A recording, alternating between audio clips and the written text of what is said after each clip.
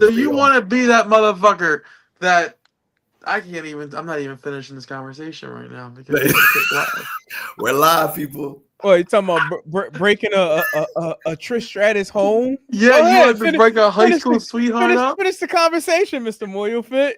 Yo, I would gladly break them up. Like Trish, I'm sorry. Don't be mad at me. If Trish husband, salute to you, but I don't care. Fight me. It's Trish Stratus. Like you got to shoot your shot. Because you under the perception that he's like a regular accountant type persona type dude. It's not perception. Haven't you saw that Ben Affleck movie, The Accountant? No. Yeah. You never seen that movie? No. Oh damn, that's good. It's a good movie. It's part 2 also. I get it, but he ain't that. Google him. Just Google him. You just sound like a little baby. Google. Yeah, no, just Google him. You'll see what I'm talking about. Now he got booed. He got booed at the Hall of Fame when Trish was accepted her Hall of Fame award. Because all these guys are thinking like you. Yeah, exactly. Hating on him. Yeah, I'm trying to tell you, they panned the camera on him. I'm telling you, they wasn't booing him because it's her husband. I think they booed him once they saw what he looked like. They was like, "What the fuck? Oh, boo!" that was like what's the name's husband before they broke up? Sasha. You can see Sasha Banks. Oh yeah, Sasha. Yeah, I did see that one too. Yeah, that was different. I wasn't expecting her to be with him. And now she's with that big fucking bull. Yeah. What is it? Mortis was his name? Yeah. Mortis? Which I didn't even realize because like when he's wearing I'm tripping. when he's wearing the mask and the hair and shit, you can't tell. That's a big motherfucker. What's his name again? I forget. I know he wears the mask. Beast Boy. Boys. How you gonna talk shit about me pronouncing the dude name? Y'all won't even say exactly what his name is. I don't know. I know it's not Mortis. No, I mean no, not Mortis. Damn, I'm taking it back to whatchamacallit. Back to the. That's why I'm laughing. I'm like, I know it's not Mortis. To the WCW. But it's close to that. No, isn't it like Beast? The Beast. It sounds like Beast Boy, like Beast Boy, or like no.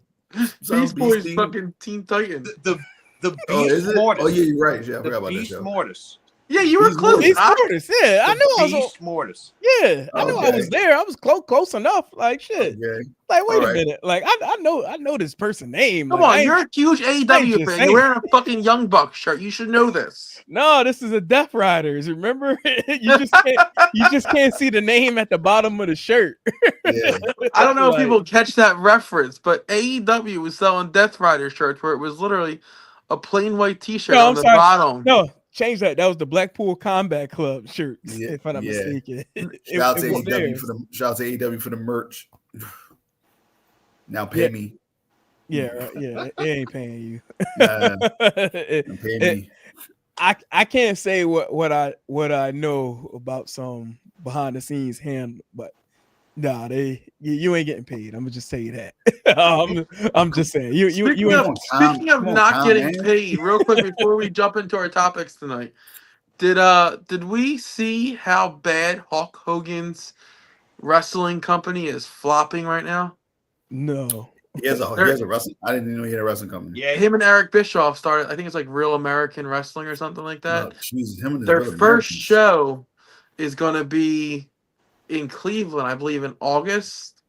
It's like shoot wrestling, right? It's like Greco-Roman and stuff like that. It's not actual like professional wrestling, but it's a 13,000 seat stadium. They sold 380 tickets so far. Oh shit!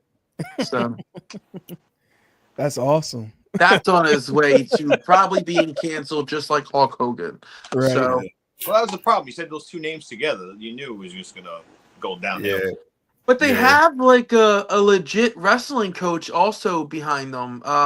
Manny something, I forget his name, but he's like I just don't think people want to deal with them two. I don't even think they care about. Yeah, but the concept is good, right? Like you think about it, after collegiate wrestling, which right now is blowing up, right? They just sold out the Wells Fargo Center 2 months ago, 4 days in a row. They sold it out completely. Yeah. After that, it's the Olympic, and there's nothing. Yeah. So there That's what I'm is space in that avenue to be successful. But I think there's just so many like, well, what the fuck is this, right? Like, is there teams? Is it free for like they've given no information about the structure of it. Right. So I think that's throwing people off. Well, they better figure it out soon, or it won't have nothing. I don't even think they fucking know.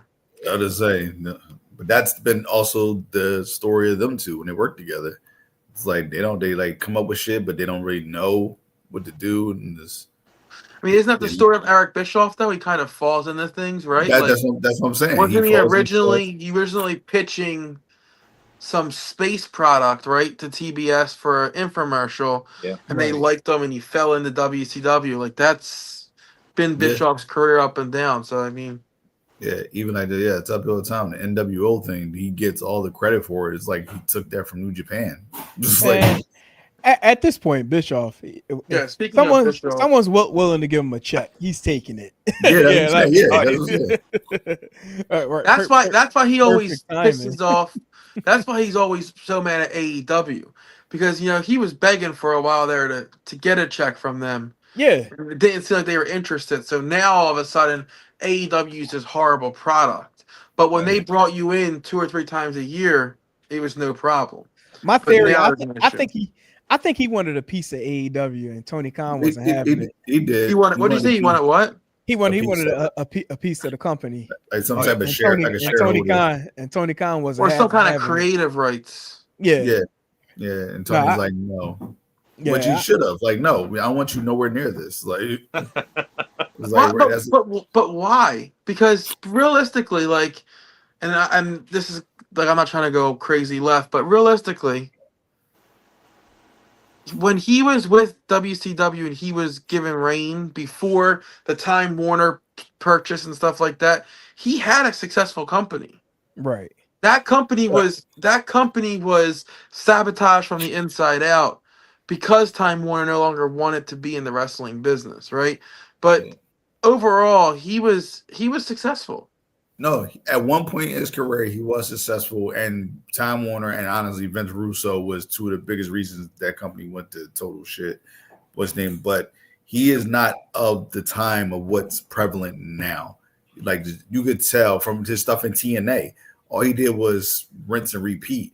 Everything he did in WCW, he brought to TNA, like the same exact formula. Yeah, and it didn't work. It was like all some of it worked, but I agree with you. Some of it was like this is too far fetched. As all he was saying, when I say he did everything, all he did was bring in WWE guys to TNA. He did the Aces and 8 thing, which was remember when he did Aces and 8s, and one of the big reveals was fucking D'Lo Brown. Yeah, that's what I'm saying. Like D'Lo Brown. Like no one. I'm sorry, I love D'Lo Brown, but no one wants to see D'Lo Brown as the big reveal in 2009. Like, come on. At all. I was like, I said, he's the reveal. Like, come on, bro. Like, it was cool that they had Mr. Anderson, brought Nux and all that they were trying to bring, but they had Eric Bischoff's son. No, they had the other. What was the other guy? Somebody else's kid. It was like no, like it was. Everything was just like it was like 100 of it. It was starting to turn into NWO 2.0. That's what I say. He did everything he did in WCW in the mid '90s. He tried to bring it to the 2000s. It was like, don't translate. The Main Event Mafia was pretty cool. Yeah, the Main Event Mafia was cool, but that was it was the name value that made it cool. Those guys are already solidified, top of the top. Like, if you got Kurt Angle and Sting and as the 2 heads of your group, you should do pretty damn well. They were the TNA evolution. Yeah. Or what about Fortune? That was pretty cool. Oh yeah, Fortune. I forgot about Fortune. Fortune could have been better. It was cool concept, but it could have been better. Fortune was with Ric Flair, right? Yeah. It was Ric Flair and Kazarian and the announcer for AEW now, Nigel. Mm-hmm. Yeah, it was that was the infamous Jay White Ric Flair dispute. One of the best things I've ever seen. Jay Lethal. I said Jay White. I meant Jay Lethal. One of the best things I've ever seen. Woo, woo, Love that moment. woo, woo. If there was ever a guy who deserves way more flowers than he's ever gotten, Jay Lethal. Yeah, absolutely. Yeah. You know about that man Absolutely, man. as Jay Lethal. He's so good. Then he did the Black Machismo, and that was so good. And then he Yeah. had that whole where he tried to like impersonate Ric Flair, and that was so Yeah. good. Like everything he's done, he's done it good to great. Yep. Then he He killed it. doesn't have misses. Yo, big. Even though Ring of Honor had guys like Samoa Joe, CM Punk, Seth Rollins, all those guys, he was killing it in Ring of Honor to where he made stuff very prevalent. Once those guys left, all those big name guys that left, he took the reins and made it still a thing to where RH was still buzzing. So he definitely deserves. Well, I mean, flowers. early on in that TNA day and age and like Ring of Honor and stuff, Ring of Honor was kind of a feeding system for TNA. You look at all those names that came over and stuff. It was literally like a minor leagues for it. Yeah.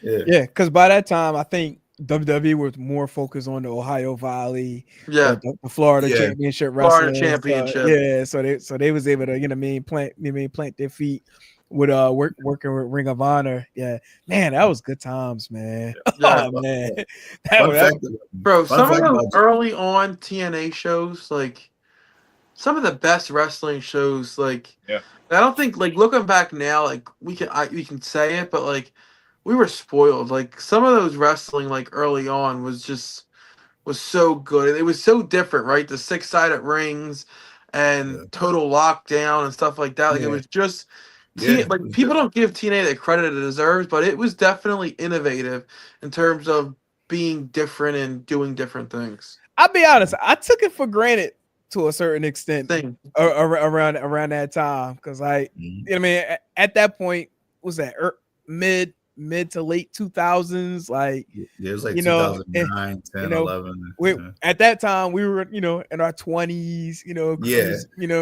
the streets. Like in and out. I didn't see TNA like when they originally started because I came around once they had legit the TNA title. I wasn't watching the days when it was the NWA title. Like I wasn't watching it at that point just yet. Like I watched it because at that time you can only watch it on pay-per-view. Like that's every Wednesday night. Or remember when Comcast had on demand, and every so often they would put up free matches on demand under the TNA section, and I would always just watch the matches on there. But that's how I will watch it because I'm not buying a pay-per-view every month. To watch this, I was like, so I was watching the Comcast on demand stuff. The free matches. Shout out to that black box. Like wasn't there a guy named Cat or something like that? The Cat. Yeah. You talking about Ernest? Not Ernest. He was no. You talking about the black boy did the pounce. No, that's Alpha Male. That was the Alpha Male. Now I'm talking about the guy. He had long hair. He was a white guy. He was on a tag team for a while there. Do you remember who he was teaming with? I'll have to look it up, but he was like one of the original TNA guys. It might have been him and James Storm. You thinking about the tag Wildcat? Wildcat. I know you're talking about Wildcat. Yeah, that's when I started watching when they were like he went to WWE, flopped and fizzled out fast. And came right back. Because I don't know. They was like, was it Bear Money, right? No, Beer Money was Robert Root. Robert Root and James Storm. Okay. That was good too. Yeah, him and James Storm was tag team champion when they were NWA. They were NWA tag team champions. Yeah, right. His name. So they were champions first. He was supposed to be the breakout star originally. Like they had him picked out to be a single star, and it wound up being James Storm. It was crazy. Yeah. I remember Beer Money versus the Dudleys at the Leacour Center. Chris Harris. Yes. America's Most Wanted. Yes. Yeah. When they had LAX there. Yeah. And they had Homicide and stuff. Yeah. Oh, I liked LAX. I really did. As definitely a throwback time. I used to like That's a while ago. Yeah. Well, real wrestling fans, folks. Now that's something we should do. We should do a watch along, like a throwback watch along too, like maybe like on Twitch or something. Like that would be dope. I would like that. Yeah. Some of those early TNA days when like Sting just appeared and you're like, what the fuck, Sting? Right. Like, because at that time, like, you know what I mean? Like, you knew he was never going to WWE.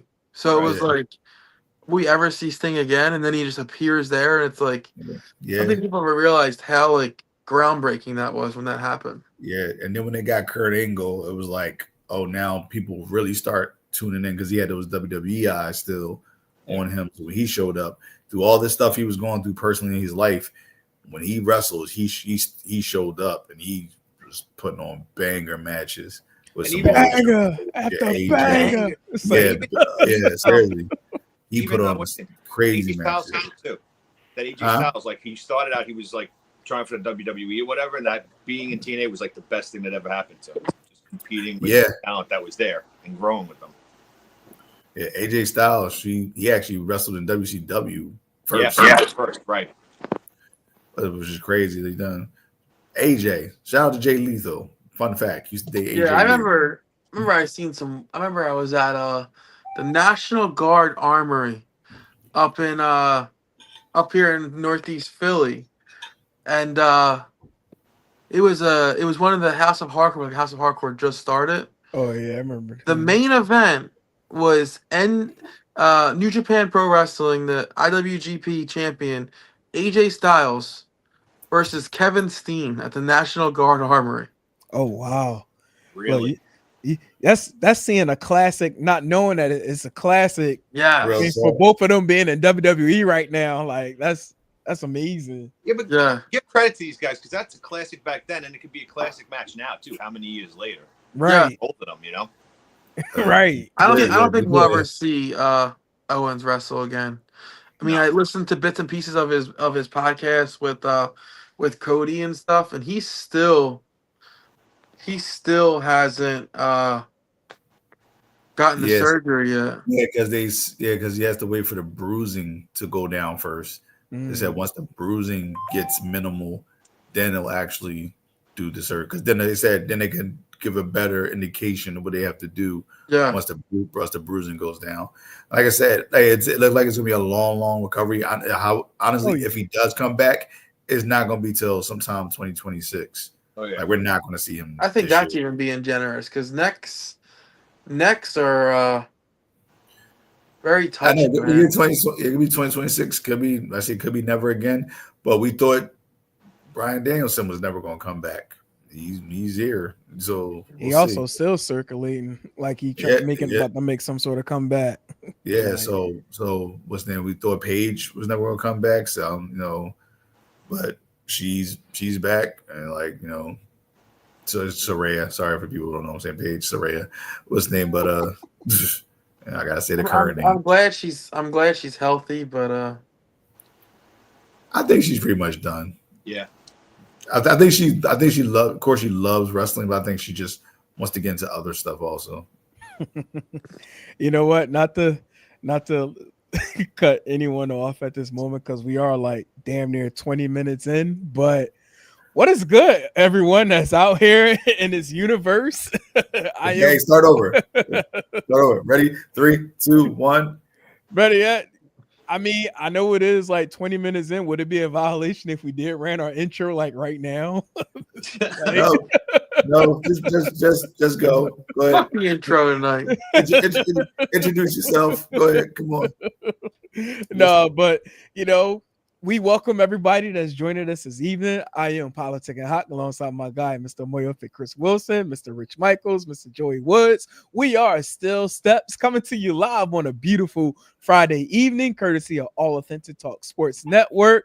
Gentlemen, I'm pretty damn certain that everybody's good this evening based on our conversations, that's been going on, and loving the dialogue that we've been having, especially, Mr. Moyofic's interest in breaking up a broken home of one Trish Stratus.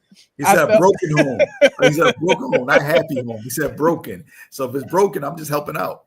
How do you know it's broken? No, he's going to be the one that's going to break up the Exactly. whole. I'm speaking it to existence. Like, listen, Trish. Just stop, you Trish. sick motherfucker. Trish, we all good, Trish. Right now, I like the Mets fan more than I like you. You're the best thing to happen to Canada, Trish, ever in life. Best thing to happen to Canada. Yeah. All due respect to Bret Hart. Best thing that came from Canada, Trish Stratus. Trish, you can follow him at Moyo. You can't mention Bret Hart with Goldberg fighting soon. It's just like sacrilegious. Oh my gosh. No, like, really? Did you know that Goldberg is the reason Bret Hart had to retire? I don't know if you heard that. Yes. Are you trying to get me started, Joe? Brett's mentioned it once or twice. I mean, that's it? Just once or twice? Since he brought it up, like, it's coming up in the next couple of weeks, but I mean, I do ask the question, like, does WWE Universe truly care what about a this segue? That was good. That was good. This is why he gets paid the big bucks, everybody. Thank you. Hold on. You get fucking paid? I do. Shout out to Bucked Up. See, that's where the money coming from. You know, he up there. Bucked Up. He up there. Baby. You just blew our fucking budget with one line shouting out Bucked Up. Thanks a lot. Yeah, right. We out. We tapped out now. we can't talk about nothing else. We can't pay next month's StreamYard. Like we out. We need sponsors. Hey, look, it would be nice. So, to anyone that would love to sponsor us, something that's cool and efficient, we'll gladly listen. Listen, so. I'm not above anything. I'll fucking promote Blue Chew if I have to. I mean, listen, I'm not opposed. While you're at it, give me some samples. You know what I mean? Right. Like, listen, look, not opposed to that. That works. I thought you was about to go, say something on the lines of like, like AY jelly. I'll do that too. I don't give a fuck. No. Like, I'm talking about like wearing like when you need a slippery situation. You gonna come on here with the Kelsey swim trunks from down the shore. But like, hey, you want to go swimming? Check out these. Listen, I'm not above anything. Folks, if you notice, if these shorts can hold my nuts, they'll definitely do for you. This is why Joe doesn't have a handle, ladies and gentlemen. You see that? This is why he doesn't. We've been on this for 22 minutes. It's been 25 minutes since the last time.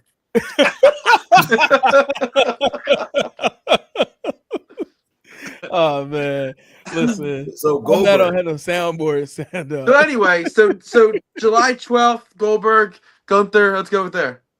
Yeah, I mean, do we really give a fuck?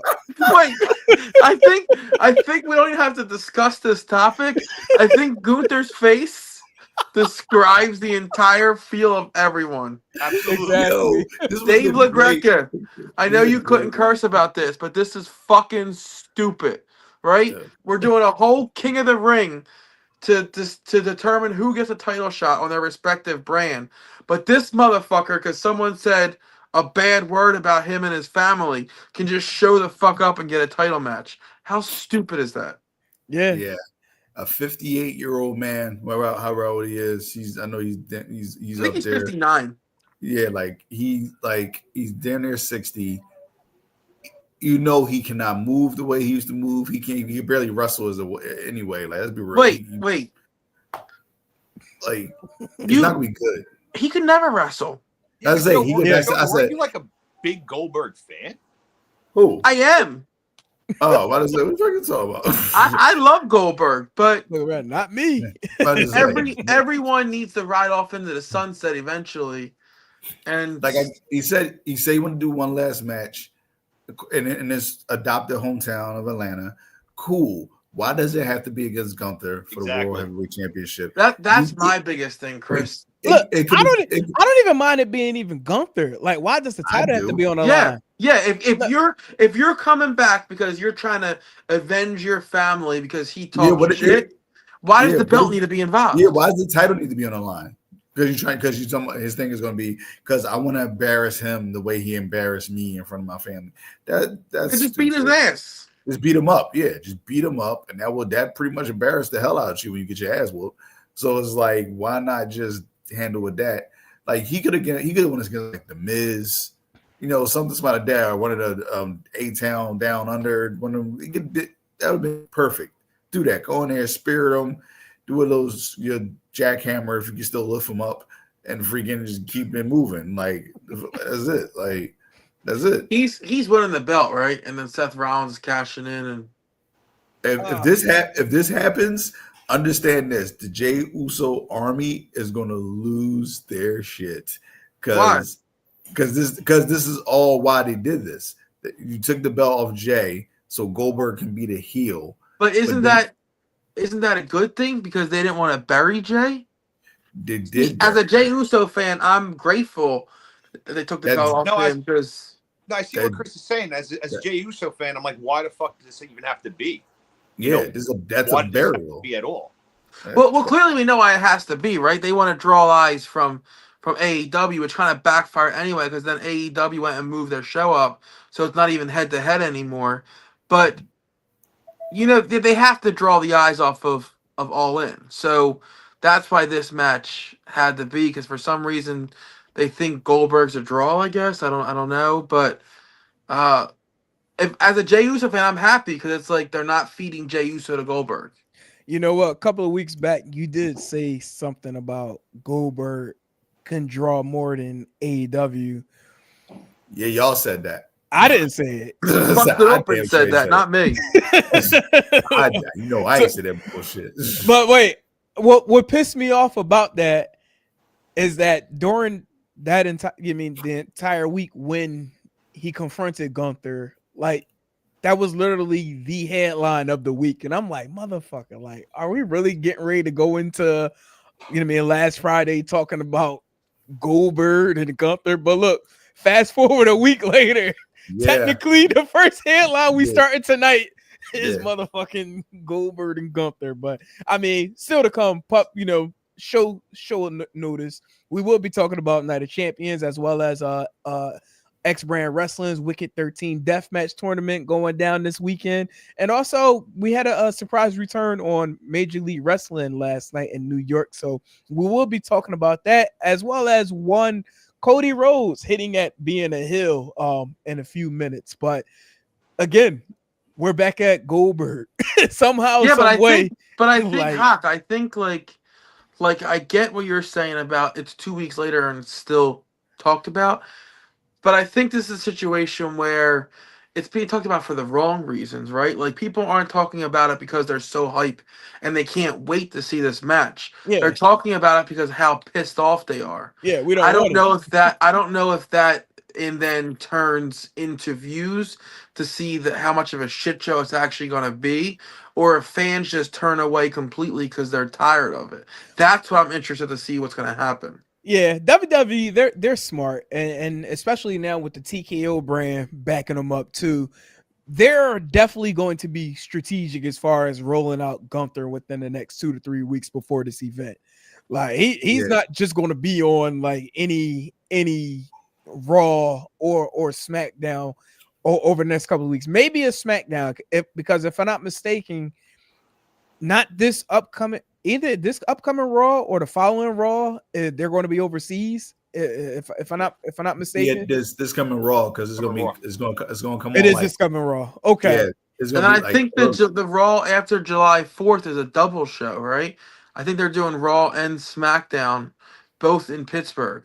Okay, So maybe you may get a Goldberg making an appearance there, but in a way it's kind of safe, because by then you're a week away from promoting Saturday night's main event.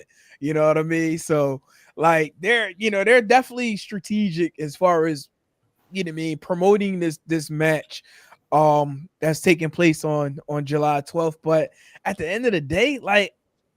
And I'm trying my best, just to keep the media hat, but also as a fan, like when I wear the fan cap, I'm like, I don't want to see this shit. Like I don't. Like there is a plethora of talent that's in that locker room that Gunther could be, having a storyline with, or even they could have built to have a match at Saturday night's main event. Like, I get it, Goldberg, Georgia area, Atlanta. But why does play for that the matter? Falcons. Like, that's because they want to sell the seats. Like, Yeah, that's what I mean. yeah, Like that's where we know that they're trying to sell the seats. Want to sell tickets? Yeah, he's the adopted, because a lot of people don't know Goldberg was actually an NFL player for a very brief time. He played for the Atlanta Falcons. Oh, yeah, no, I get that, but what I'm saying is Saturday night's main event is they want to get viewership on TV. Like, I'm not watching the show because Goldberg's from Atlanta and the show's in Atlanta. I don't give a fuck about that. Right? Like, that only matters to the fans buying tickets in the area. But I think that's what it is too. They want to sell out. So it's like this. So this is one of the things where they're not really worried about the viewership and streams, more so they weren't worried about selling the actual tickets. So because Atlanta is usually a hotbed for wrestling, especially now that WCW. I would love it. They shit on this. But it's weird. Like, it's uncalled for, is unnecessary. But WWE going WWE. WWE is something about Goldberg. WWE just like can't get enough of this freaking guy. And it's just like they always let him shine. Goldberg politics. Like, one thing about Goldberg too, people don't know this shit. He's a big politicking grave digger too. He buries the shit out of people too. And if he goes in there politicking, no pun intended to my guy in front of me up here. So don't use my name. I just say he will at the last minute be like, hey, I should go over. So we send the crowd happy because I'm their superhero and blah, blah, blah. It's like, come on, you did that bullshit to the late great Bray Wyatt, and people hated it. Is it like this? Like, so it's like Gunther's the heel, but people are gonna be pissed if he's the baby face if he loses this match. Yeah. So it's like, and shout out to Gunther. He gave a great promo on Monday. I give him his credit for that. That was a real good promo. But like, he has to sell it because nobody's gonna want to watch this shit.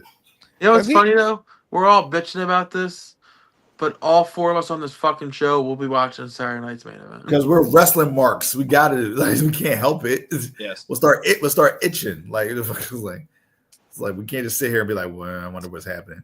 I got real quick, Rich. I got better things to do because I'll be at Battleground Championship Wrestling event going on that evening. So nice plug. Shout out to Tim. Somebody give us a check. Damn it. But look, how many more people we gonna plug? I'll watch when I get home though. I'm like, y'all see that? Say no. WWE, somebody check. Nah, Rich, what was you about to say? We are thoughts. We're a check. Maybe I'm thinking into this a little too much, or maybe I'm just giving Triple H just way too much credit. But is this more of a TKO thing, you think, with Goldberg being there than like a Triple H thing? I think so. I think so, 100%. Then that begs the question: who's really running WWE? To me, ever since Nick Khan's name had been mentioned, I think Nick Khan has been like really taking the keys as far as like a lot of things, and Triple H is just I don't want this to sound disrespectful or anything, but I just feel like he's the front man, like that's the mouthpiece. Yeah. See, I don't agree with that sentiment, Hack. I think Triple H is still in charge of the creative in terms of when it's all said and done, like what direction they go. Yeah. But I do think Nick Khan is kind of that bridge from TKO to WWE more than Triple H is. I think he's the one that kind of day-to-day operations is doing that. Yeah. But I think maybe what happens is like TKO is like, hey, we need someone big to come back in. Let's use Goldberg. And then they give it to Triple H to kind of make something work with that. Right. But I think it's TKO that's kind of pressing the buttons in terms of bringing in a Goldberg and stuff like that. Yeah. Like it's almost like that family tree line where like you got the writers report to the bookies. The bookies go back to Triple H as far as here's what we piece together. Triple H decides what he believes should be on television. Triple H gives that to Nick Khan. and to the TKO parties to say, look, this is what we're going to present to television. And I think that's when like those behind the scenes of TKO may like either give like the thumbs up or thumbs down, or not on like maybe like specific segments or something. Like, you know what? Like, this is a solid card, but I feel like we need a larger name to be a part of this. Hence, with the Saturday night's main event, like they probably already ran across what they felt from a company, what they should present. But then they probably TKO might have been like, you know what? We got Goldberg, you know, he's looking for for that one final match. So why not have it happen at Saturday night's main event? But I mean, if that was the thing, okay, yes. But is it necessary that he need to have a title shot? Hell no. Like, no. Like, fucking R-Truth, when he fought Cena, that was non-title. Yeah. Like what makes Goldberg any different to where he can't have a non-title match? Like that, I guess maybe they want that swan song, like, oh, he gave me one more fight for the championship. Hopefully it goes this way. Yeah, they're trying to peg it as, this, like I said, it's the swan song is his last match. Like, now, the only difference between him and R-Truth on paper, he's without a doubt a bigger star than R-Truth in wrestling. He was the number one guy for another company for that time he was there. He is the bigger star. What's his name? But they're trying to bring history into it because Gunther has the belt that Goldberg technically used to have when it was the other big gold belt, and so it's like he's trying to get back a belt that he pretty much that was his, and he made a legacy part, continuing a legacy and legitimacy about it. So they're trying to peg so many different narratives to it to make people interested in it. But like I said, in the end, it's not going to work. And so you gotta like read the crowd. Right. You gotta read the crowd. You gotta read the room. We just don't want this. No. Yeah, go ahead, Rich. Yeah. No, I just feel big. I really like Gunther a lot. I think he's great. He's talented, and unfortunately, this does nothing for him. If it was something that could help him in some way, great. But this is going to do nothing for him at all. Right. If anything, it's going to hinder him, and it's unfortunate. It really is, because I really think he's a really top tier talent. He's really good. Yeah. I'm with you on that, and I feel like if it is in fact a situation where he were to lose the title, and maybe Seth does in fact cash in and take the title from Goldberg, I feel bad for Gunther. Like, why would you put someone of his caliber of being like that bridging to the next champion? Like, to me, I feel like it's unwarranted. Like, you could have continued the storyline with Jey Uso being a champion and having those teaser moments of Seth Rollins intervening in Jey Uso matches, and possibly cashing in that Money in the Bank briefcase. Like, I mean, it's a little bit similar to what Naomi's doing now. Like, she's having like these miscellaneous run out to where she's about to cash in the briefcase, but of course it never happens. But like, I feel like it's a failure to me. Like, if this were to in fact happen and Seth were to cash in on Goldberg, to me, it's low. It's pretty cheap. I don't know if y'all been following our guys over at the Ringer. Shout out to Brian Waters and Ben Cruz, but they actually had Gunther on this week, and Gunther was explaining how he's not a big fan of the briefcase at all. Like, he feel like it's it's low and it's lame, and he don't want Seth Rollins to cash in on him. But right. I mean, hey, look, I mean, that's a possibility. With him holding on to that briefcase. But yeah, I mean, we got more to come with this. Who knows when the next time we see Goldberg? This might have been the last time until July 12th. Me personally, I hope so. Yeah. Like, look, I'm good. Like, we don't want it. No. Now, there is something that I kind of personally want. I don't know how y'all all may feel about this, but it's regards to one Mr. Cody Rhodes. As y'all all are aware, Cody Rhodes had partaken with Oh the my God, I'm still here. Fanatics Fest over in New York last week. So, there was a lot of interviews, conversations going on, kissing babies, slapping backs, signing autographs, the whole nine. But there was this one interview that caught my eyes, because I actually, kind of jacked it from Twitter. Shout out to Russell Ops. I don't think I shout them out ever, but Kay Adams, if y'all familiar with her, she does a lot of work as far as like NFL media, been on NFL Network. I think she's under the Fanatics or FanDuel now, but she had an interview with Cody Rhodes, and there was a question as far as him possibly making a heel turn, and I do have that audio, and I'm gonna kick that up to everyone right now. So this was Kay Adams talking with Cody Rhodes at Fanatic Fest. A Cowboys fan because my sister cheered for the Cowboys. You're a Cowboys fan, Giants fans screaming your name. They love you. Everyone loves you. Do you ever get sick of being the nice guy? So I'm a Cowboys fan because my sister cheered for the Cowboys. I'm an Eagles fan because that's not a lot. Yeah, so I won. No, wait, I got to call a violation on Cody. Ain't no way you can be both a Cowboys fan and an Eagles fan. Like you gotta choose your poison, Mr. Rhodes. Absolutely. As a Giants fan, NFC East, there is no liking the other. Exactly. Like you can't do that. Like at all. Cody, you're my guy, but get your shit together. Come on. Right. Total violation. In their stadium at WrestleMania, and they've hosted me and treated me like family.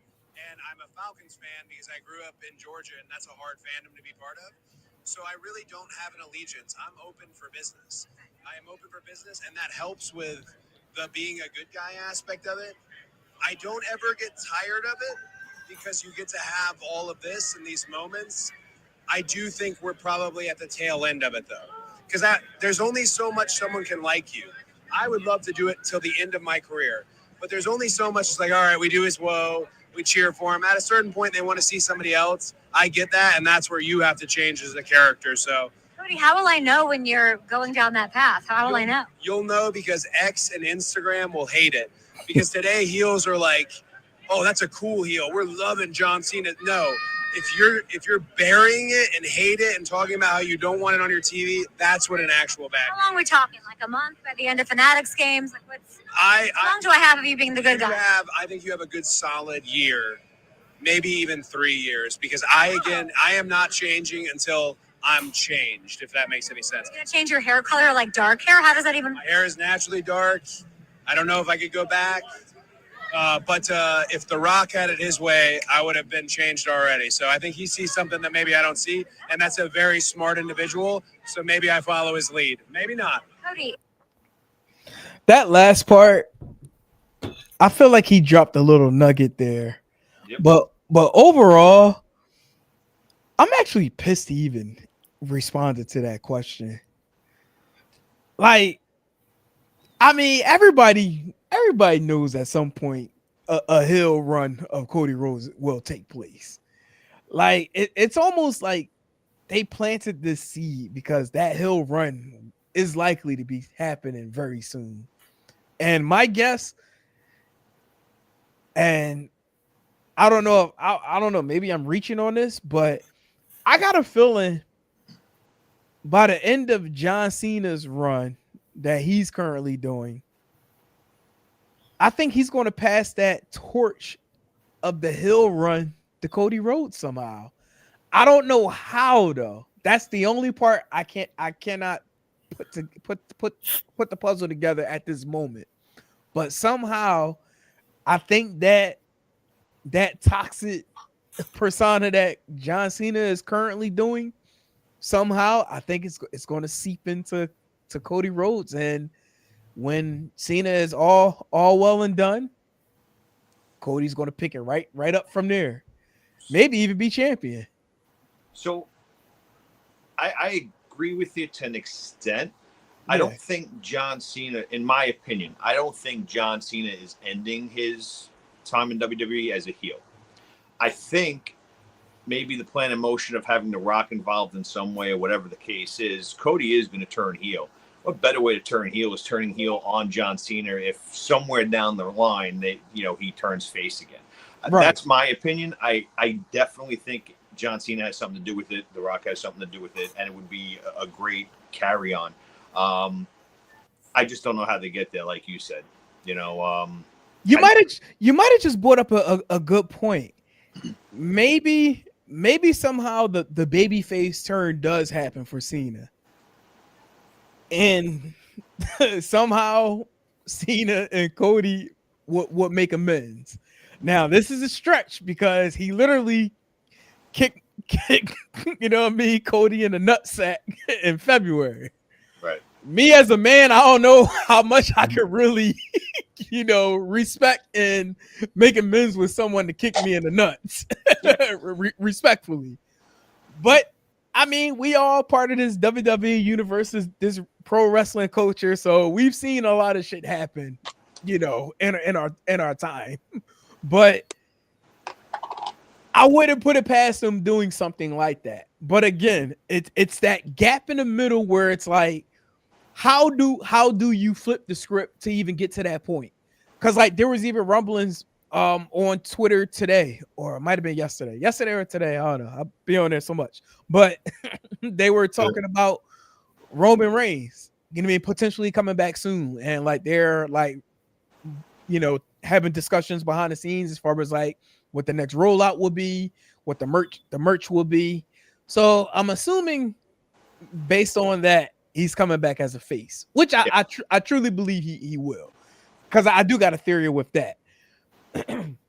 But with hearing this conversation about Cody mentioning that he's at the tail end of being a baby face, like I know we're in a totally different era of wrestling. Like it's almost to the point where it's a little bit of the reality sense because of social media, being so involved.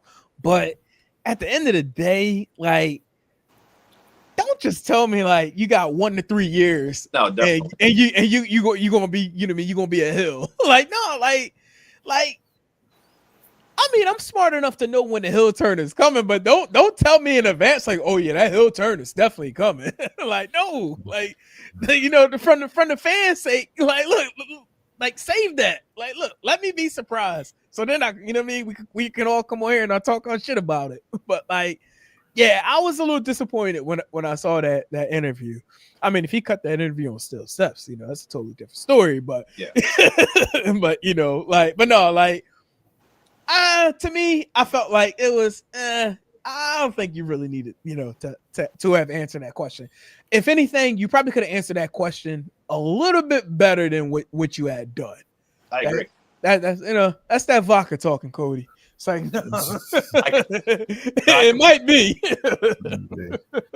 I completely agree with you there. So, everybody knows. Since we've been talking about this, I'm Team Cody. Like there's no surprise. I thought she was anti-Cody. What's his name? Yeah, right. What's his name? So so I'm a little bit torn on this one because all right, maybe I'm gonna talk about this not from the brain, but the heart. I'm trying to think I think he said this on purpose. Like part of me makes me think he said this to get the people to think, all right, the heel turn is coming. That way people is predicting that it's going to be happening sooner than later. But it probably won't be happening for another 2 years or something, that may be close to 3. Because right now, as a pure babyface, he is one of the most, if not the most, over babyface WWE has right now. Jey Uso is a close second, but right now it's Cody. It is. I said that for years. Cody is the number one guy. Right. What's his name? He is still so freaking over as a white meat babyface. Like, it's hard to do that in today's wrestling, professional wrestling. People hated it with Cena, hated it with Roman. Was named like this, but Cody is this pure American white, smiling all the time, shaking everybody's hands. People still go crazy when he comes out. They love his music, they love who he is, all that stuff. They have not traded on him yet, so therefore, there's no sense to changing that right now. Like I said, sooner or later, yeah, it's going to get stale. It's going to get a little like, all right, it's time for a change. And when he does that, I don't think he's going to show signs of it. I think he's just going to do it. Like, we didn't see that heel turn from Cena coming. That's what made it so impactful. That, and because we've been wanting it forever and ever and ever. I'm about to say, I saw it coming. But You maybe saw that. I didn't see that. I didn't see that heel turn coming. Like, we did. I didn't see that shit coming. What's his name? But like this, but like with Cody, I think when he does it, you're legit not going to see it coming. I think at this point he's smart enough to know, because he's old school wrestling. That's the saying. Cody's old school mindset of wrestling. He does the social media thing, but he doesn't like. He still believes in kayfabe. He doesn't want to give everything away. He'll throw some nuggets here and there, and maybe some stuff he shouldn't say, but he knows the biggest thing is to redirect things. So he's like, all right, I'll say this way. That way you won't be looking that way. And that's the way I'm coming. And that's the way he's going to be coming from. So hopefully that's what this is all about. Just misdirection. They have people start thinking and talking and doing stuff, but he's actually going to do something this way. We don't know, because you got to key these all the factors of TKO, The Rock, how they feel about things, Triple H. It's so many different hands in this pot of how things are going to get done. And I don't know what type of creative control Cody has over his character. So it's like, that's a big thing too. People need to understand. So we'll see what happens. Do I want him to be a heel? Absolutely. Know anything about the Codyverse? And I've said this over and over on this show too. I said, we feeling him as a baby face, wait till you see this guy as a heel. Because he knows how to be that condescending, like arrogant, annoying, like annoying ass heel, to where you can hate it. It's borderline Chris Jericho when he was that I'm the best in the world at what I do type thing. It has increments of that, like with his current honestly babyface persona, but into a more darker version of it. So it will work and go over so crazy, but for it to really, really work, for it to be over and people just don't cheer for it to happen. And that's the only thing. That's the one thing too people don't get about it. When people want something so bad, when it happens, they'll cheer for it instead of booing it. Like when you come heel, people are supposed to hate you for it, not cheer you for it. People was cheering when John Cena turned heel. Like it was going crazy. Like not supposed to cheer. You're supposed to be stuck and shocked and awe and pissed. So for Cody to turn heel, when he does it, he has to do it against somebody that people is going to legit hate him for it. Like somebody like I said, if he beats up an R-Truth, if he beats up a Roman or freaking like Jey Uso, like he has to somebody the fans like 80% of the public love. He has to beat or turn on that guy, because like he can't beat somebody that people are 50-50 on, because they're going to cheer the shit out of him. Right. Yeah. Well, I think that's what he was getting at too, though. Like, he's the most over babyface, right? And he's going to be that way, I think, for a little bit of time. But when does it become stale to the point where when you make that move, it's going to be so effective where the crowd don't see it or don't want it, I should say? Because the same thing with Cena, all of them, they stood too long in their spot where people wanted to see it. So I completely think he's going to be a babyface for some time, but I think his more concern is changing before people start making him change and cheering him as a heel. Similar to the AEW run, and Yes. And I'm pretty sure Joey probably was gonna harp on this, because that was something that he had brought up in our text conversation, as far as how things had turned out on his last on the tail end of his run with AEW, where the fans pretty much, rebelled and, started to boom. So I do think, Cody has that mental capacity to say, where he can judge and understand if the WWE universe may begin to turn on him. Now, I do think there's that part where he, is trying to digest exactly when to do the heel turn, but it's just now like, you almost can't really, rush it at this point because like, you're making a lot, with the merchandise. Me personally, I think they got to build another baby face outside of the Randy Orton, outside of the CM Punk, outside of a Jey Uso. Yeah. I mean, if it comes to it, I see why he's doing the Team America right now. Well, no, I wanted to jump in real fast so I didn't forget this. Go ahead. They need to build the segue where he comes in now. Yeah, right. I tagged him in. A new baby face, right? Not just make a baby face, a new one. Right. When's the last time, realistically, like on the men's side, they've made a new baby face? Yeah, that's a good point. There hasn't been elsewhere, right? Like a person I see right now, not to cut you out, let you finish, Joey, that right now who's technically a heel, but you could tell the baby face is coming. Like, I don't know when, but sooner or later, a good person to do that again is freaking Braun Breaker. Like that, he's a good person to become a heel over because fans dig him. And right now, even though he's a heel, by the time he becomes a face, he's going to be super over because he's basically what Batista was to Triple H. So I look at Braun as that Batista like right now. Like he's going to be that next Batista guy that they've been searching for forever. So like Braun has that all day. So when that happens, that'd be a great person for Cody to turn on or to do something because the fans will be legit pissed about that just because they how much they fucks with Braun on some badass type stuff. Cody has to go against something like that because if he turns heel against somebody like Dom or something like that, the fans ain't gonna be digging that. They're not. Yeah, like, that I could see Chris them turning heel on is now it seems like Jacob is going to be the face and Solo's the heel in this feud. Yeah.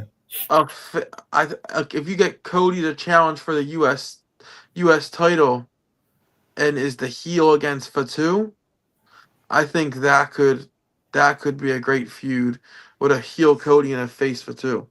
It can be, but Fatu has to do a little bit more to get really, really over because he's over, but he's not in that next level of over just yet. People get it with him, but not to that star status. See, and I think they're beginning to work on that now with the Jacob Solo feud. Yeah. I don't know if any of you caught SmackDown tonight because there was a moment during the JC Mateo Jimmy Uso match. That name fucks me up every time I hear it. I know. I was just about to just say Jeff Cobb. Like, fuck it. Jeff Cobb. Like, JC.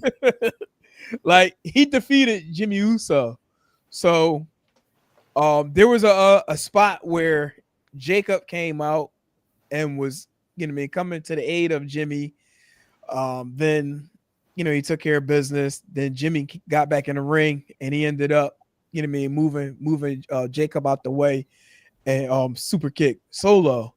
So fast forward, they were both in the back, both Jimmy and Jacob, and basically they were saying to each other like how they didn't need each other's help, so to speak. So and Jacob was like, "Stay out my way."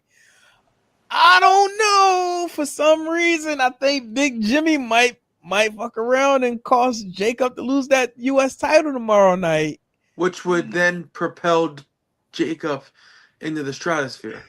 Exactly. A little spoiler alert for our preview. But like I don't know. For some reason, I just got that thought. Like, just a thought. Like, wouldn't be mad at it. It's good shit for entertainment.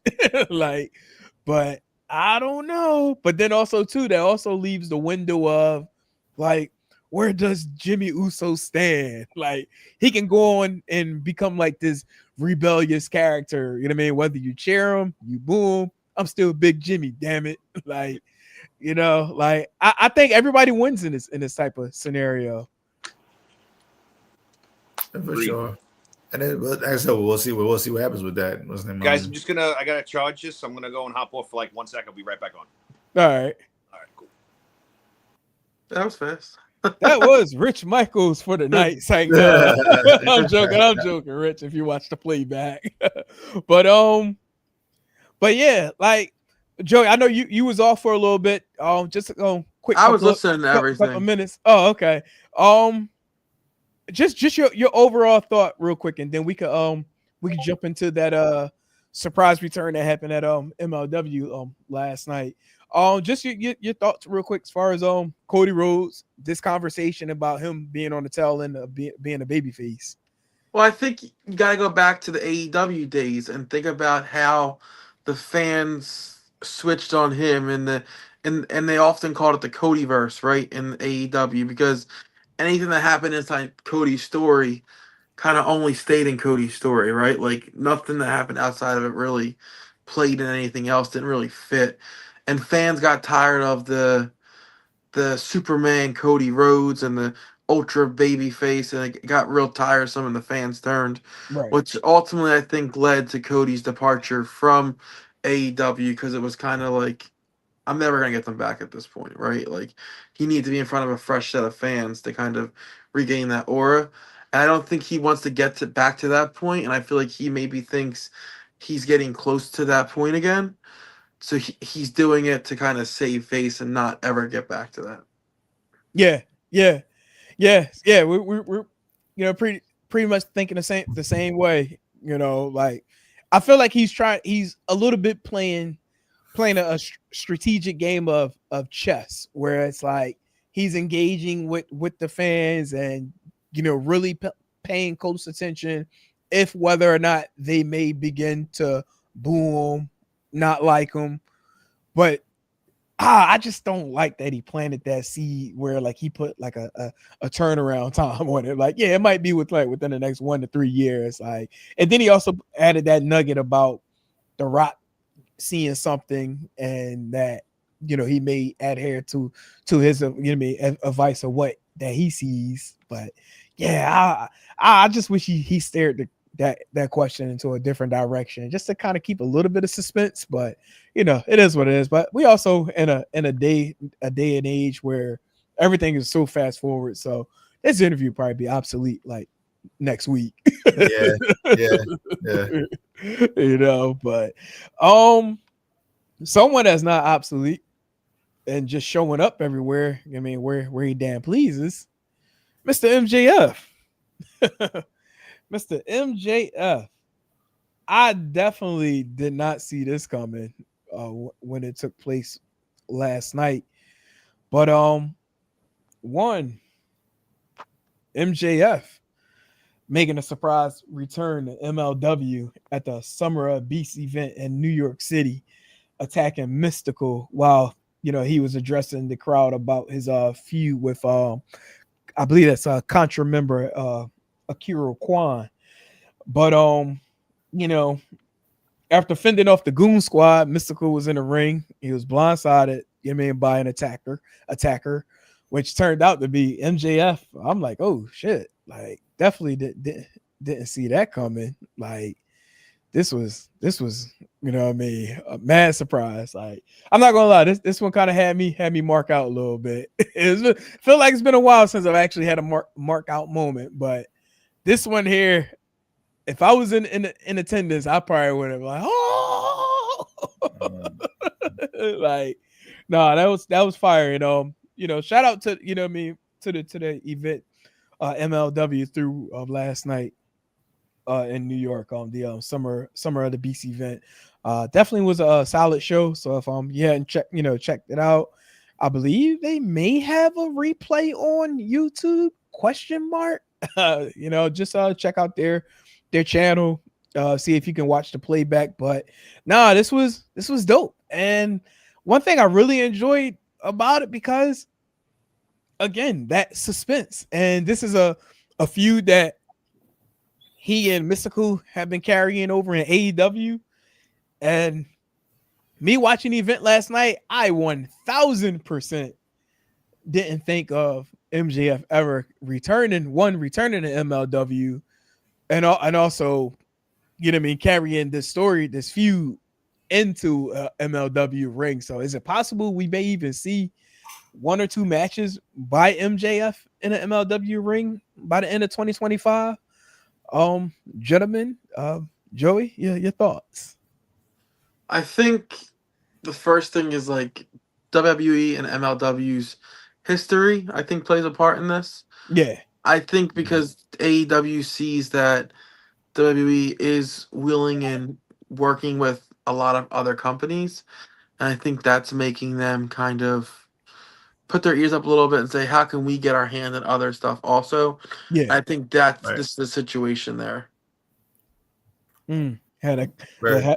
have a conversation with Tony Khan. I'm like, hey, Mr. Tony, you want to do business?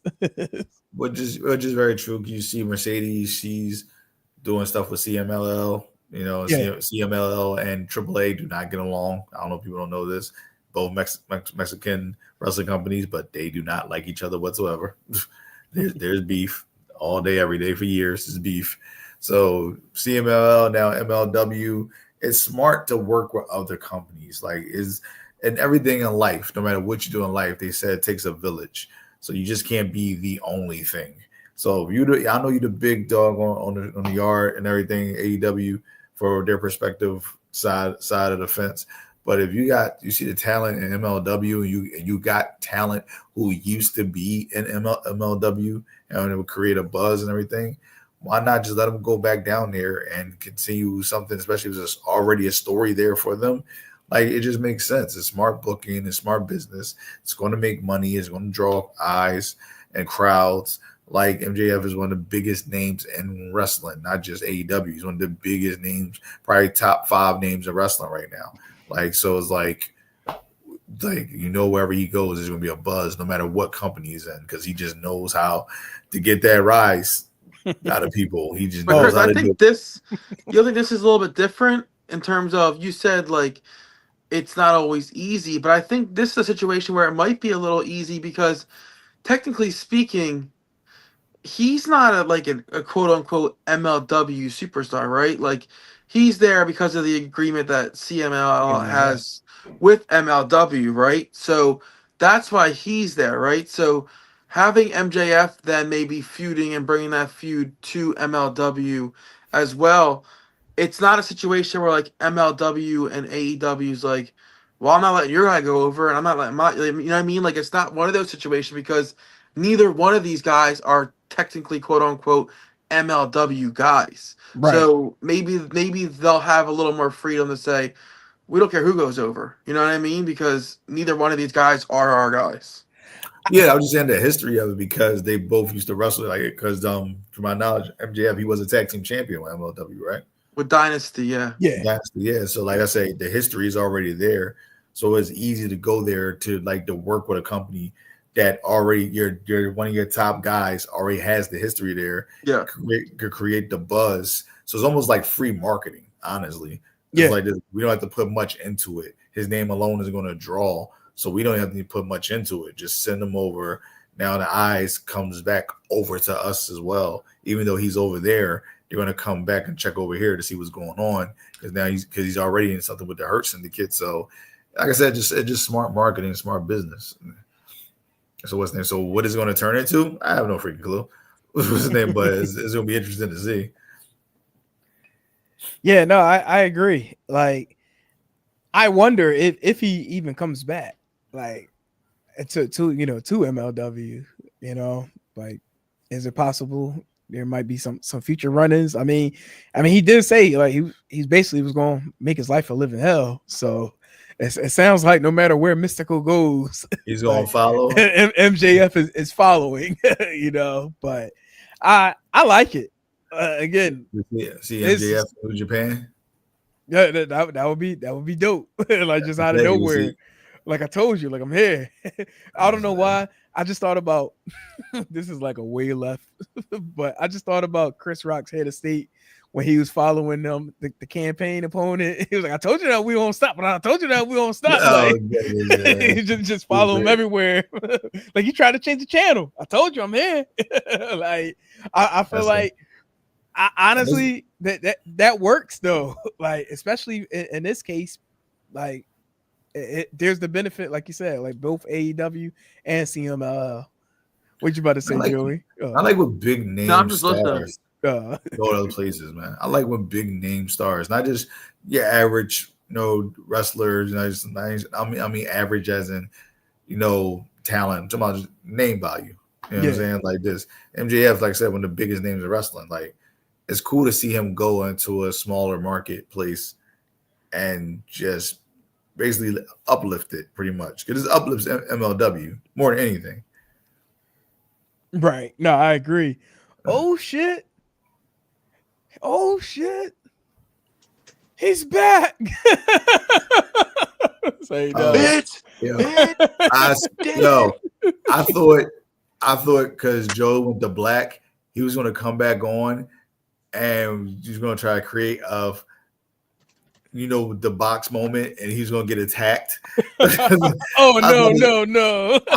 I got excited. Hold on, I just fell. I was about to say, what are we doing here, y'all? Come on, what's happening? Joey, you heard what Chris said? What happened? he thought he was recreating an overly out of the box moment. What are you doing? Dude? They went to black because Hakeem was like, wait a minute. I was like, no, please tell me no. Oh my god, I would have logged off. It was to bring Rich back up. Yeah, I was about to log off. I'm dead serious. I was about to, you know what? I'm done. What are you? Oh my god, what is happening? Yeah. No, we ain't gonna do that. Not here. or you get hit with the steel steps. I don't know. I don't know if those guys still around. I haven't heard about that in the movie. I don't know if you noticed, but I pulled Matt Hardy. I teleported. Yeah, right. I did notice. I know you went from over there to over here. Like, what the hell? Crazy, man.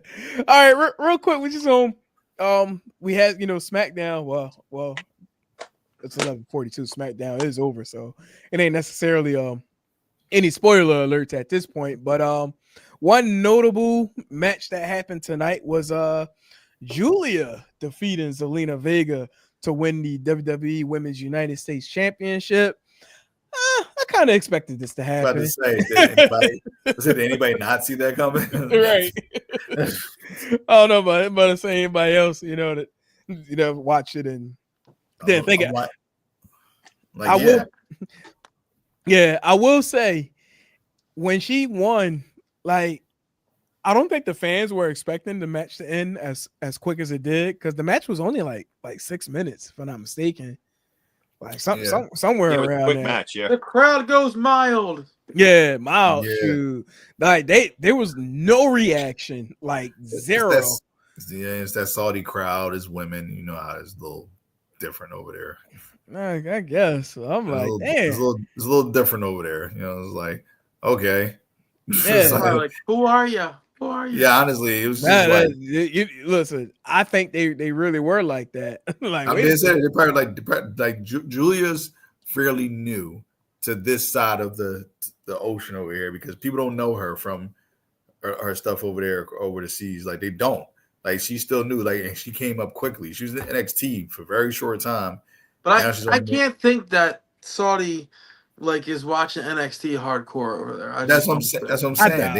They asked for fucking Yokozuna the first time they came there. I can't think they're watching. I highly doubt they're watching Stardom. Like, so it's like they probably just looking like, oh, these girls, they're pretty good. They probably even know it was a title on the line. They was like, what's that title? Or they weren't happy that it was the US title. Right. Yeah, right. Like, okay. So, but shout out to Julia. We knew this was coming. Fuck you. Big Sir up.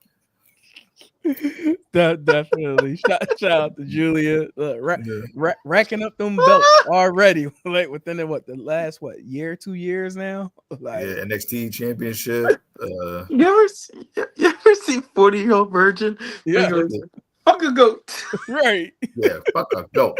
Why do you always tell me to go fuck a goat? Why did you tell me to fucking goat, man? Like that guy cracks me up. I wish he was in more movies. Yeah. If I'm not mistaken, I think he's in jail. Yeah, didn't he like kill his wife or something? Yeah. What the fuck? Chris, Yeah, take it back. Chris, take it back. He locked up. It was like third degree homicide, something like What that. the fuck? Mm-hmm. He won't be in Rush Hour 3. No, not at all. I take Not 4, not 5, not 6, not 7. Well, now you know why he's not in more movies. Yeah, Now I The know only movie exactly why. movie he's gonna be in is the Longest Yard remake. About to say, right? Jeez. Oh my god. Okay, next subject. Play the icon. His IMDb stops at 40-year-old virgin. So, Instead, I'm getting locked up. They won't let me out. crazy. Like, yo, it was so funny. Speaking of dropping bars, though, we definitely had some bars dropped tonight. That was horrible. That was final fucking scene horrible. You ain't like Dakota hypocrisy. His bars tonight. You were great, yo. What that say? Oh, drug free. Oh, punk Drug life. free. Punk life. You talking about it in the background? No, in his rings. It said Tell drug Punk free. to go push another kid. Yeah, drug free. Fucking Yeah, he is a hypocrite. I agree with you. I agree with you, John. somebody on X was like, "Yeah, y'all still like Dakota hypocrisy?" Yeah. Yeah. See, like when Cena dropped like the pipe bomb 2.0, I loved it. This was just stupid in my opinion. How about the motherfucker today saying, "Oh, I didn't mean it. I didn't mean it." Yeah, I woke Fuck I woke up very crabby, and I sent out a tweet to the Miz like, dude, you sound like a pussy right now. Like you do. Don't renege on that. You knew exactly what you were saying. You know what you meant. Get your balls out of TKO's purse. Exactly. In the coin purse. So John said it. You're the biggest TKO guy here, which is very true. Yep. He is. So we want to hear that shit. You know what makes it bad? Yo, Cena wrote that rap tonight. That was a Cena rap. Come on, listen to it. Like if you listen back, hear it on the playback. That's Stop. John Cena wrote that rap, man. Stop. Cena's dishes are better than that shit. Well, he probably wrote it that way on purpose. He didn't want to really bury himself. He gonna outshine him. He ain't gonna make it great. He's gonna make it serviceable. After he beat him tomorrow, then he gonna do a diss on him on Raw probably. Yeah. He tried to outbar me. That's low. Yo, I made you use that fucking accent, motherfucker. Oh, me? Yeah, that's low. That's low. That's John Cena. He's like, yo, I used to talk. Right. He's like, seriously. He cracked on that generic white guy voice. That's like low, bro. Yeah. He's like, you can't see me, dog. Like, you peckerhead. Like, come on. Who had that joke before? I think it was Richard Pryor. He's like, why do white people always call people peckerhead? Peckerhead. Yeah. You peckerhead. You peckerhead. Fucking jerk off. And to this day, that was the best stand-up. Yeah. To this day, if I ever hear somebody call somebody a cocksucker, is the funniest shit to me ever. Did you guys see that Richard Pryor stand up there when he was talking about the white people and their jokes and their insults? He's like, "Why they call everyone peckerheads? You fucking jerk off!" And ain't that the Sunset Strip one? If I'm not mistaken. Yeah, I think so. Yeah, that was so good. That's one of my favorite ones, bro. I'm trying to tell you, you gotta say it right though. If y'all ever see the movie Semi Pro with Will Ferrell, he's hilarious. They told him they didn't want him to be the coach anymore or something. Yeah. He was just like, you cock sucking motherfucker. Like, yo, it's the funniest. No, It's The just best is when they the running joke is I wouldn't trade him for a washing machine. And in the movie they actually fucking trade the washing Traded machine for a for washing the machine. Yeah. for That Maddox. movie was low key amazing. It was so Wealthy damn Black. funny. Yeah. No, Everybody hit somebody. Like, it's hilarious. what's It's hilarious. my man name? Because he said Jive Turkey, and everybody like froze like, oh. He was like, no, Wasn't that Woody Allen? Yeah. no, well, No. yeah, no. No. It was It was the ladies' man. What's his The name? black dude. The Yeah. black dude. He What's said, his name? I you- can't think of his Oh name. yeah, right when now. they were arguing, he said it, and like Yeah, they were saying he's- some crazy insults, saying and they some said crazy Jive stuff, Turkey, yeah. and they were like, "You don't say What? that." You don't say that. He's like, tell you During what the he said. poker game, right? I know. Yes, And yes. what did he say? He's like, he didn't call you Job Turkey. He Tim called you a Meadows. Tim Meadows. That's it. Yeah. He said he called you a cocksucker. He's like, yeah. I said, cocksucker. It's Oh hilarious. man. Yeah, Will Alright. Ferrell had like a good 5-year run where he just put out, talk about banger after banger. He put out banger after banger. But Yeah. that's most comedians though. Comedians get a run for almost 2 to 5 years. Then after Yeah. that, it just Like Step That's it. Brothers and Semi Pro and Old school is Blades- always my shit. Old though. School, Blades of Glory. Lazy Yeah. I mean, Glory, even yeah, hell, even Wedding Crashers for the small role he had. Yeah. Oh, He's yeah. like Yeah. the meatloaf. Meatloaf. Fuck. Meatloaf. I never know what she's doing in there. Yeah, what's she doing? Remember what's his name? Owen Wilson just comes out. He's like, "What the fuck do you want?" Right. He's like, I was about to nunchuck you. Yeah, what? Say so, bro. He's about to roundhouse your ass. No, my underrated Will Ferrell is kicking and screaming when he was the soccer coach. Oh, yeah. Yes. I never watched that. He was like, come on, Frank. He was like, what are we supposed to be boys? My name is Steve. Your name is Liar. Yeah. They got addicted to the espresso machine. Yeah. He was rushing people out the store. Like, yo. He's like, come on, hurry up. We already know See, what we but want. That one was like, that was a different one. It was like, it was funny, but it was like a cheesy comedy. You know what I mean? Like, Yeah. Semi Pro was more like raunchy. You know what I mean? Oh, yeah. Semi Pro is raunchy. Like tell you, even to where he just slaps the guys for no reason. He just like slaps the shit out of the guy. He's like, I'm sorry. The best part of the movie is when the homeless guy hits the half court shot and he's showing up places with the check and he's like, Right. I can't cash I can't cash it. It's like, he's like, really? I don't know why. He said, you gotta go to a very big bank. They go to a big- No. Yeah, go to the The big best bank. part is good. like you can watch it with a female and she's like, this isn't fucking funny. Yo. And then I want to be like, Will Ferrell, like, shut your mouth, whore. Yo, you can't. Certain movies you can't watch with women because they're not going to think They ruin like it. They ruin it. They ruin it. Yeah. Like my wife would enjoy Wedding Crashers, but Semi Pro, she would turn this bullshit off. Yeah. She would do this. See, my wife would enjoy Wedding Crashers too, but she would only enjoy it the first time. I can watch it 35 times and still laugh at the exact same jokes. Like, why are you She's still like, watching this? Why are Like, you you still still watching this fucking shit? laughing? You know the word for word. Yeah, he's like, watch this shit. Like, That's like Shout my out to wife my- with Step Brothers. Same Step thing. Brothers, that's Yeah, how I am with yeah. Step She loves Brothers. it, and dude, I know every Classic. line, and Every I laugh line. every fucking time. The best is when he's talking about when John C. Reilly's saying, we're going riverboat gambling trips. We shit with the door open. He was like, we literally never fucking did any of that. That was the best part. He was like, Oh, better get really my good. face. I'll drop that motherfucker. Also, the other guys, that's my shit. Other too. guys was good too. The Oh, other the guys. random other TLC guy. quotes. Yeah. Other He's guys. like, 'cause I don't want no scrubs. Yeah. He was like, that was totally TLC. That was What? come No. on. That I was just made that totally up. intentional. I made that up Like- this morning. Gator don't play that shit. Gator never gonna play that shit. Good. It's all good. Yeah. Who baby is that? These bitches wear jimmies. Right. This bitches baby wearing jimmies.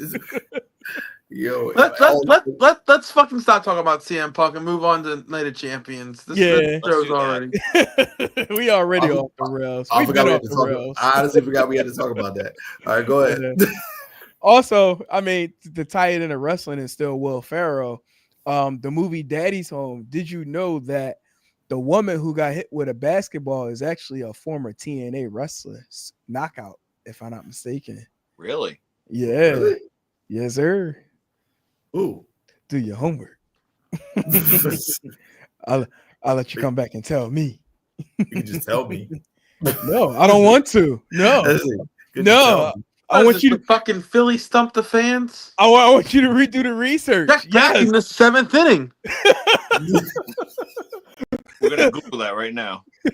Yeah, it was a TNA knockout star. I forgot which one it was. I'll be honest, I forgot the name. Look at that. See, but it did happen though. So he's not telling us because he wants to. He's not telling us because he don't fucking know. Yo, yeah, right. Is it? What if it's Miss? Is it Brooke Taskmaster, whatever her name was? I think we would know it was her. No, we all would have spotted her in the movie. It's like the Drake song. Let us see the ass. Yeah. Oh, hey man, come on, don't get us kicked off. Who the fuck's watching porn? I'm not watching. Him. It's not porn. Hey guys, it's been 1 hour and 26 minutes. Oh, stop it. Well, I did it 2 minutes before we went on the air, so it's been 1 hour and 28 minutes. Stop it. Stop it. Anyway, Night of Champions going down tomorrow, 1 p.m. Eastern, 10 a.m. Pacific time, on Peacock in the United States and on Netflix everywhere else. Sorry. I'm kind of blah about this car. I don't know. The crowd was actually booing Jade tonight. I did catch that. She should be a heel. That's why. Yep. She is not a great baby face right now. She's great. She's way better as a heel, a cocky, arrogant. I'm the best thing. She gives a heel presence. Yeah, I mean, if you have her come out and play the role of, I didn't bust my ass in the indies like all these other girls. I didn't do all this other stuff. I showed up and I'm already, you know what I mean? Like, it writes itself. That's what I'm saying. She's heel. She should be a heel. I know that they try to do the thing with Naomi because they want her to be this big dominant baby face and all that stuff. But like, no, she's a heel. Like literally, her storyline is when you look like me, you can cut corners. Exactly. Look at me. I like this. I have everything that you wish you had. It writes itself. Like she needs to be a heel. But whatever. Asuka whooped the ass tonight. Yeah. That means Jade's winning. It means Jade's winning. Exactly. I mean, it's quite possible, but just a know like Triple H is big on her. Yeah. He's big on her. They always stick to the same moniker of whoever goes up the night before the go home show usually does not go up on the actual pay-per-view. Yes. Yeah. It's like it's a very old formula. Like they need to change that shit up. Sometimes I get the formula though, right? Because like if they then lose at the pay-per-view and they also got their ass beat the Friday before, the last 2 times that you saw the person, they were getting their ass beat, and it kind of instantly buries them. Yeah, kind of. Depends how great the match is, though. The match was good. You kind of don't even care about that shit. Wasn't able to give a real good showing, but like Asuka's gonna have to carry her in this match. That's the reality. She definitely can. Yeah, and she can. That's what I'm saying. So she's got the right. Nobody is ready for Asuka. Yeah. This honestly, until she really gets better, like that's gonna be the catalyst of her career. It's gonna be her dancing partner is gonna make her look better than what she is. So which is not hard right now though, because the women's division of WWE is so good. That's why I said. So she is very, very fortunate that she has an over wealth of people to be in a ring with. Because damn near everybody's mint right now, honestly. Right. So she's very fortunate. I will say, Jade and Roxanne semifinal match was a little bit. It was a little dicey, right? It was messy. It was a little dicey. Which is saying something because Roxanne is another one of those guys where you can put anyone in the ring with them, and it's usually going to be a good match. Exactly. Yeah. So she's the perfect. It's another one of those perfect dance partners where you have to be selective of who you put her in the ring with, and she still couldn't have a good match. It kind of speaks volumes overall of where she's at.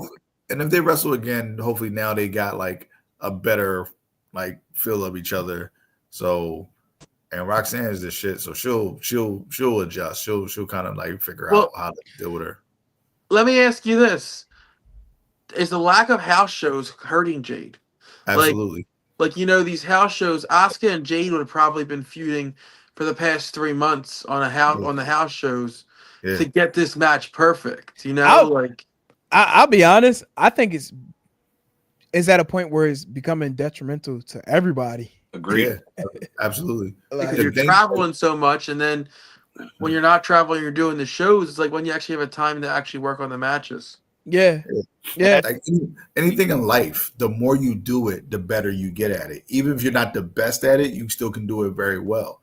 Yeah. So it's like if they have their reps is not so much NXT and Performance Center stuff. It's the house show syndicate. So, which has been that way forever. Granted, I know he used to beat those guys. I'm going to grab a charger up. I'll be right back. I have 10%. I'll be right back. All right. I know the house show used to beat those guys and girls up. You still don't have to do as many house shows, but you can do more than what you were doing. And I'm sure they will be fine with that. It's still a less scheduled from what they were originally doing. So they say, like, look, we're going to add 15 more shows a year. I don't think nobody's going to be freaking losing their shit over that. If it's like this, when they were used to doing 60 more shows a year, they always like, no, we're going to do 15 more shows. That's nothing to them. That's like child's play. They're like, cool, 15 more shows, we can do that shit. That means 15 more times they're getting paid too. So it's like, you're perfecting your craft, you're getting paid more, you get more ticket show money, merch money, you get to travel, all that shit. Like, so this house show, they definitely need to speak. People like Jade needs it. I mean, we've had that conversation, right? But 2 years ago, that should she start the main roster or NXT? And I said to you day one, she needs to go to NXT because I got eyes and I saw how she wrestled at AEW. I say she can get away with that in WWE, but she needs some little more tuning before she goes to the main roster. NXT would have been perfect. She had to stay there long. Why not give her 6 to 8 months? Would have been wrong with that. Like Braun Breaker was down there for like 2 years. And he was like Roxanne Perez. She was ready to her first 3 months to go to the main roster. But she waited and waited. Jade, I'm saying Triple H is very similar to the old perv guy. He sees the muscular body, he sees the presence, the character. He got sold on that. But you forgot, dude, you are a wrestler at heart. You can't tell me you and Sean did not see her and be like, she can lose a little more tuning. I'm trying to tell you, Triple H, as much as we praise him, we got to call him out on his bullshit. He brought her up too fast. Great. Like this. He did. So now she's not horrible. She's not. I'm not going to like, oh my God, send her back to the NXT. No, I'm not saying that. I'm saying, but you can see the chinks in her armor because of the less house shows and because they didn't start her in the Performance Center and get her ready. Like you see the results. Right. So now she's almost in a weird way learning on the job again. It's crazy. Yeah. Like I think about, like one Kyrie saying, and I was gonna bring this up last week in regards to, her being involved with, the recent Zoe Starks injury, the Liv Morgan injury, and like, how that can like really play a mental role on you personally because, you're at limited matches, just returning and, notable talent are getting injured in the square circle. And I don't know if she was like catching hell on social media about it, but she had put out a post, regards to, it's basically, like trying to like keep her mental together, because of the injuries that had taken place. And like, I felt bad. Like, I'm like, damn, it's all about having the good dance partners, but feeling that you got to take the accountability of all the injuries. It's unfortunate, but it's like I can see where it does take a toll on you personally. Like this was on June 18th. And she said the following. She said, "One of the most painful things for me is when a match is decided by not wrestling, but because of an injury. I always step into the ring with deep respect for my opponent, and I train hard every day to give the audience something that they can truly enjoy. Even if it was never intentional, knowing that someone was hurt in a match with me is something I carry deeply. It breaks my heart. I hope with all my heart for a full recovery. Full and speedy recovery. I'll continue to give my all, hoping to bring excitement, not pain, to the ring." Like, I'm like, yo, like she's broken. Yeah. And Like broken. Yeah. no, and it's unfortunate too, because with the Zoe Stark one, she could have been in a better position. She could have been. True. But a half an inch this way or that way determines everything. And that Liv Morgan was not her fault. That was a freak. That was freaky. It was just a freak accident, and she landed wrong. But that does affect your psyche. When you're in the ring and you have these talents that are getting injured, by you. So I do feel bad for her too, because the last one, she took heat for the last one with Liv Morgan too, and that was not her fault. Yeah, and I'm assuming she must have caught hell on social media. I didn't catch what people may have been saying, but I happened to have been scrolling on Instagram, and honestly, even before I even saw the post on Instagram, I had said to myself, personally, after seeing the Liv Morgan injury, and I'm like, damn, another one under her belt. I kind of knew there was going to be some heat on her, because of injury. Because then it's like, oh, now you just put two people on the sideline now. So, like, I had a feeling it was going to happen, but I was hoping maybe it didn't. So, in a way, not seeing anything was almost like a good news. But then when I saw what she had posted on on the 18th, it was like, oh shit, yeah, people gunning for her. Like, and that sucks. But I mean, say all of that to say, should there be more house shows added? That definitely, to get the reps up. And of course, we all see it too. We know Jade isn't fully there yet. She's getting by with the dance partners that she does have. But for this actual match, who we got facing earning the title shot at SummerSlam? Who y'all got winning this match? I got Jade only because the Naomi factor. Okay. Naomi has the briefcase. There's always a backstory with that. I'm not saying Jade's going to be a world champion, but she could be. She could win a world or WWE championship, women's world championship, whatever they call it. But there's always the Naomi factor in it.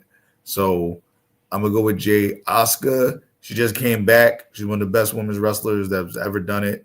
She could easily win it, and was like, you got to build a story within that, and between of course there would be some type of story between her and Io Sky, obviously, but it's like they're friends, so it's like, why bring her back to make her a heel again? So it's like, and Io's too over right now, so, and would she go to SmackDown to fight Tiffy? Which, like, I don't know. I highly doubt that, because once again, she had to be the heel.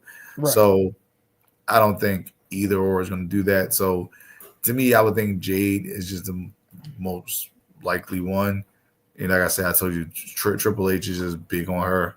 So I think, I'm going to go with Jade. And like I said, mostly because I think the Naomi factor sooner or later is going to play into this somehow. Yeah, the way Asuka laid Jade out tonight, I'm leaning towards Jade too, because she gave her some mean kicks that put her on the mat. Although there was a little bit of inconvenience from Naomi during that segment, but yeah, the way it looked like they definitely made Asuka the more dominant person between the two leading into tomorrow's event. Rich, who you got? I got J2 for all the reasons that you guys mentioned. WWE is very high on her. You always have the Naomi thing, and eventually that will be an ultimate payoff, I think. Plus, with Asuka losing, I mean, she's a vet. She's been there before. A loss doesn't necessarily hurt her image or hurt her. So I think Jade's going to win this one. Gotcha. Joey, who you got? I think Jade's gonna win. I think with Asuka just coming back, I think it's too soon. And I just think I don't know if she would be a heel coming out of this or not. But I think whatever they however they try to, I'm just trying to think of storyline what they could do, because technically speaking, both champions right now are faces.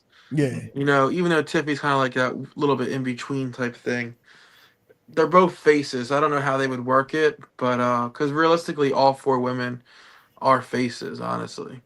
So it'd be interesting to see how it turns out, but I think Jade wins. Gotcha. Clean sweep here on the Queen of the Ring being one Jade Cargill. Nice. Next up, we got Rhea Ripley set to face Raquel Rodriguez in a street fight. We all know these two, have been in conflict, leading to multiple confrontations. Then this tension ended up escalating during the Queen of the Ring tournament, where both Ripley and Rodriguez interfered with each other's chances of winning the crown. So now they taking the battle overseas. So for this match, if it wasn't a Liv Morgan injury, I would actually go Raquel Rodriguez to win. Actually, you know what? Now that I say that, I'm actually going to go with Raquel Rodriguez to win. Because I truly think there's going to be that assistance from Roxanne. Yeah, that's going to propel her, to get this win. And they'll probably, build it in the future to where now everybody might possibly rebel on Liv within the Judgment Day. Possibly. But I hate to do it, mommy. I hate to do it, but I got Raquel picking up the win on Saturday. Joey, who you got? I think Rhea wins just because, I don't know, there seems to be tension, more and more tension each week with Judgment Day, especially with Raquel and this whole situation, even especially her and Finn, seemed a little bit more, especially this. I believe it was this past Monday. They were kind of at each other's throats a little bit. Yeah, but I think that kind of rears its head. I do think Roxanne plays a part, but I think she actually costs Raquel. Okay. We got a split right now. Rich, who you got? I'm going to agree with Joe on this one. I think Raquel would benefit greatly with the win, and even the loss wouldn't really hurt Rhea, but just given the scenarios and how WWE sometimes a majority books things, I'm gonna go with Rhea in this one. Okay, Mr. Moyer, exciting whites sticking together. Right. I was about to just say, let the racial tension begin. Because I'm going with my girl Double R over here, and not Rhea Ripley. Oh, I'm like, wait, we got 2. Not Rhea Ripley. Not Rhea Ripley. Got you. What's name? Listen, I think my girl's gonna come and interfere. Honestly, I think what's going to happen is I think they're actually going to join forces, and because it's the dilemma of they're not vacating the tag team titles, so she's holding both titles, and so now it'll be a perfect time for Roxanne, Roxy, for people who knows her from back in the day, for her to come right in and take Liv's spot, because Liv, low key, even though she's a heel, people still are starting to love her now, to where you saw the little inklings of a baby face turn in the future coming down the road. This is the perfect, and when she's injured, when she comes back, people are going to cheer the shit out of her. They're not going to boo her. So she comes back, her like this, like they can, Roxanne and her can have a long tag team title reign as the champions like this. You got 2 Latina mommies with the tag team titles.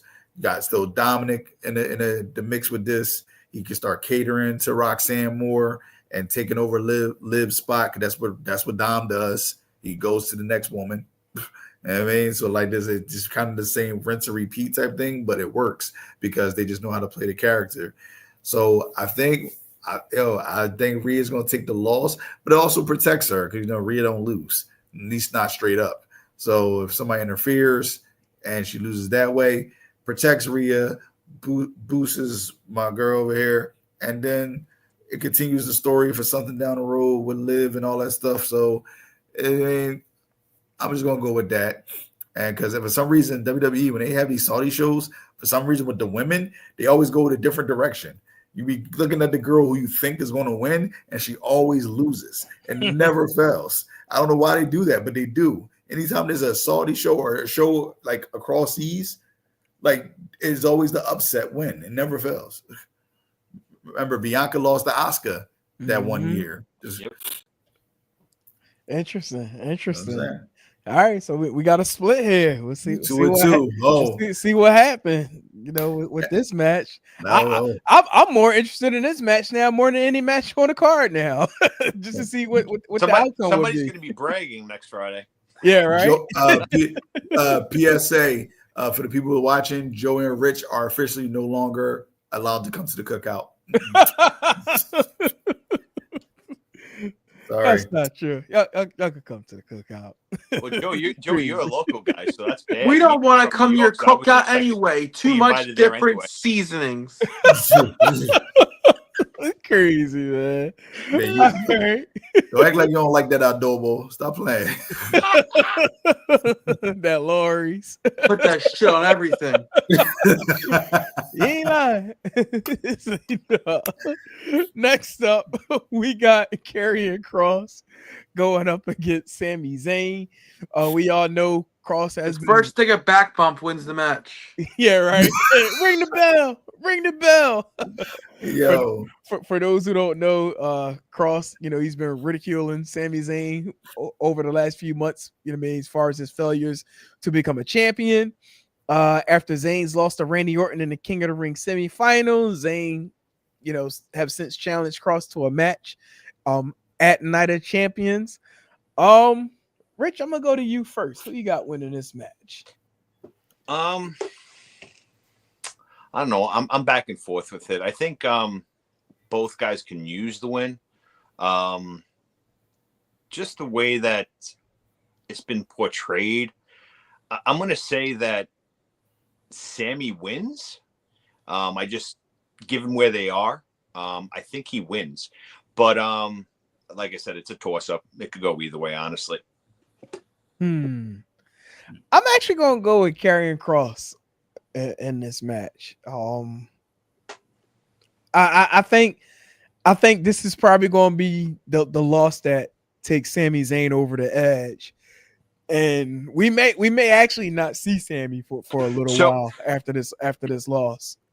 Not to interrupt you. So one of the things I do like doing is going onto these websites that have like betting odds, just to kind of see where your thought is at.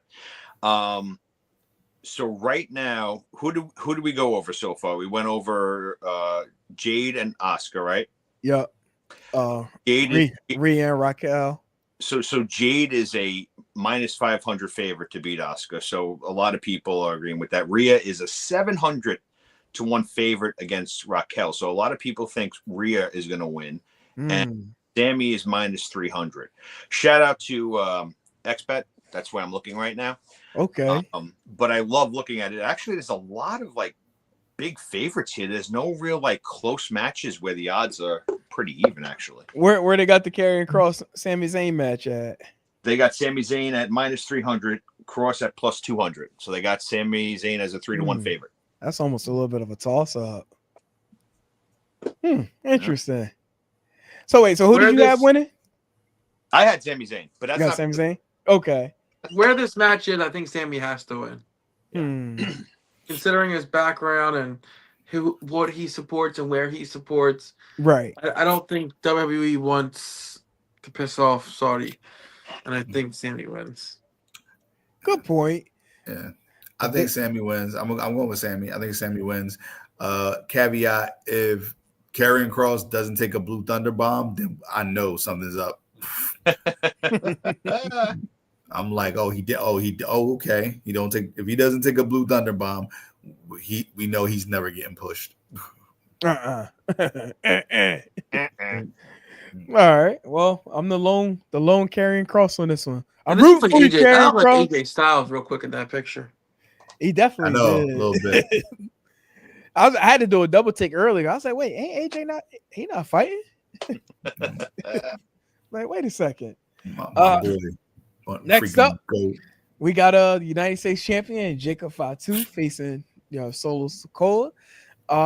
We know the backstory of this with Solo been belittling Jacob since he's been the United States champion, and we've saw Jacob interfere in Solo's Money in the Bank bid, causing him not to win the ladder match.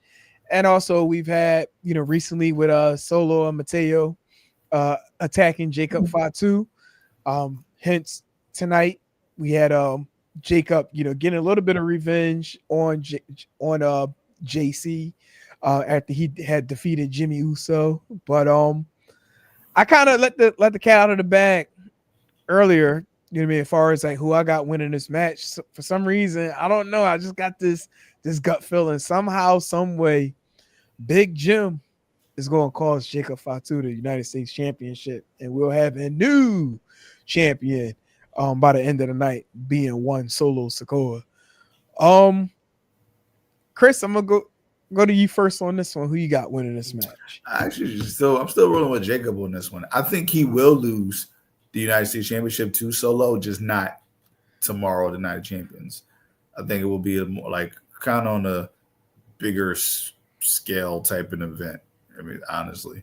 So it's going to happen because they need to do something to big up Solo. And honestly, I've actually liked the character Solo has been doing lately, the character work he's been doing lately. Oh, yeah.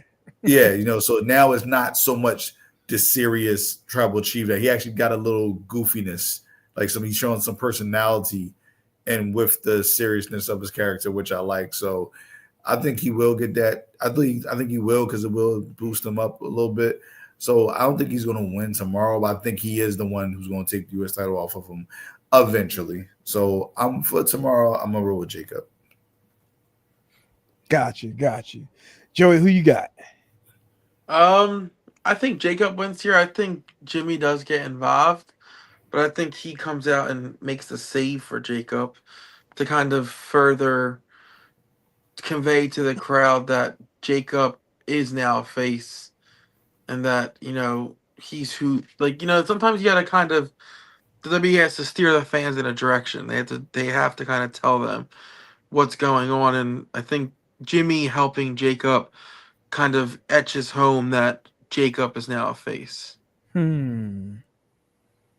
Okay. Rich, who you got? I'm gonna go with Jacob too. To echo what Chris said, Solo should be the one to take the title off him, and I think it is going to happen. But it should be, I'd like a SummerSlam or something like that. Let the story continue to play out a little bit. And again, like Joey said, you have Jimmy in the background who might help and come to his aid. So I do think Jacob will drop the title to Solo. I just don't see it happening here. So I'm going to go with Jacob. Am I a loner on this one too? You're a loner on this one too, man. God damn it, y'all. Okay. It's all right. You guys are invited back to the cookout.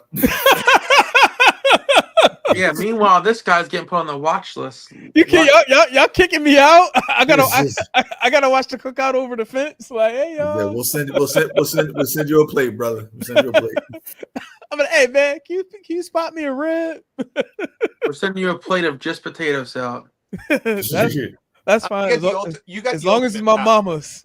I can get the ultimate power, man. You can just fucking cancel us all right now and just have a solo exit. This is true. like you know what? Everybody down in the green room. Everybody. Yeah. No, right? Everybody's going. Like, what the hell? Like, are y'all listening to these selections? Like, terrible selections. It's like, no. All right, next up we do got the King of the Ring final match with Cody Rhodes facing Randy Orton. Both events after winning their respective semi-final matches.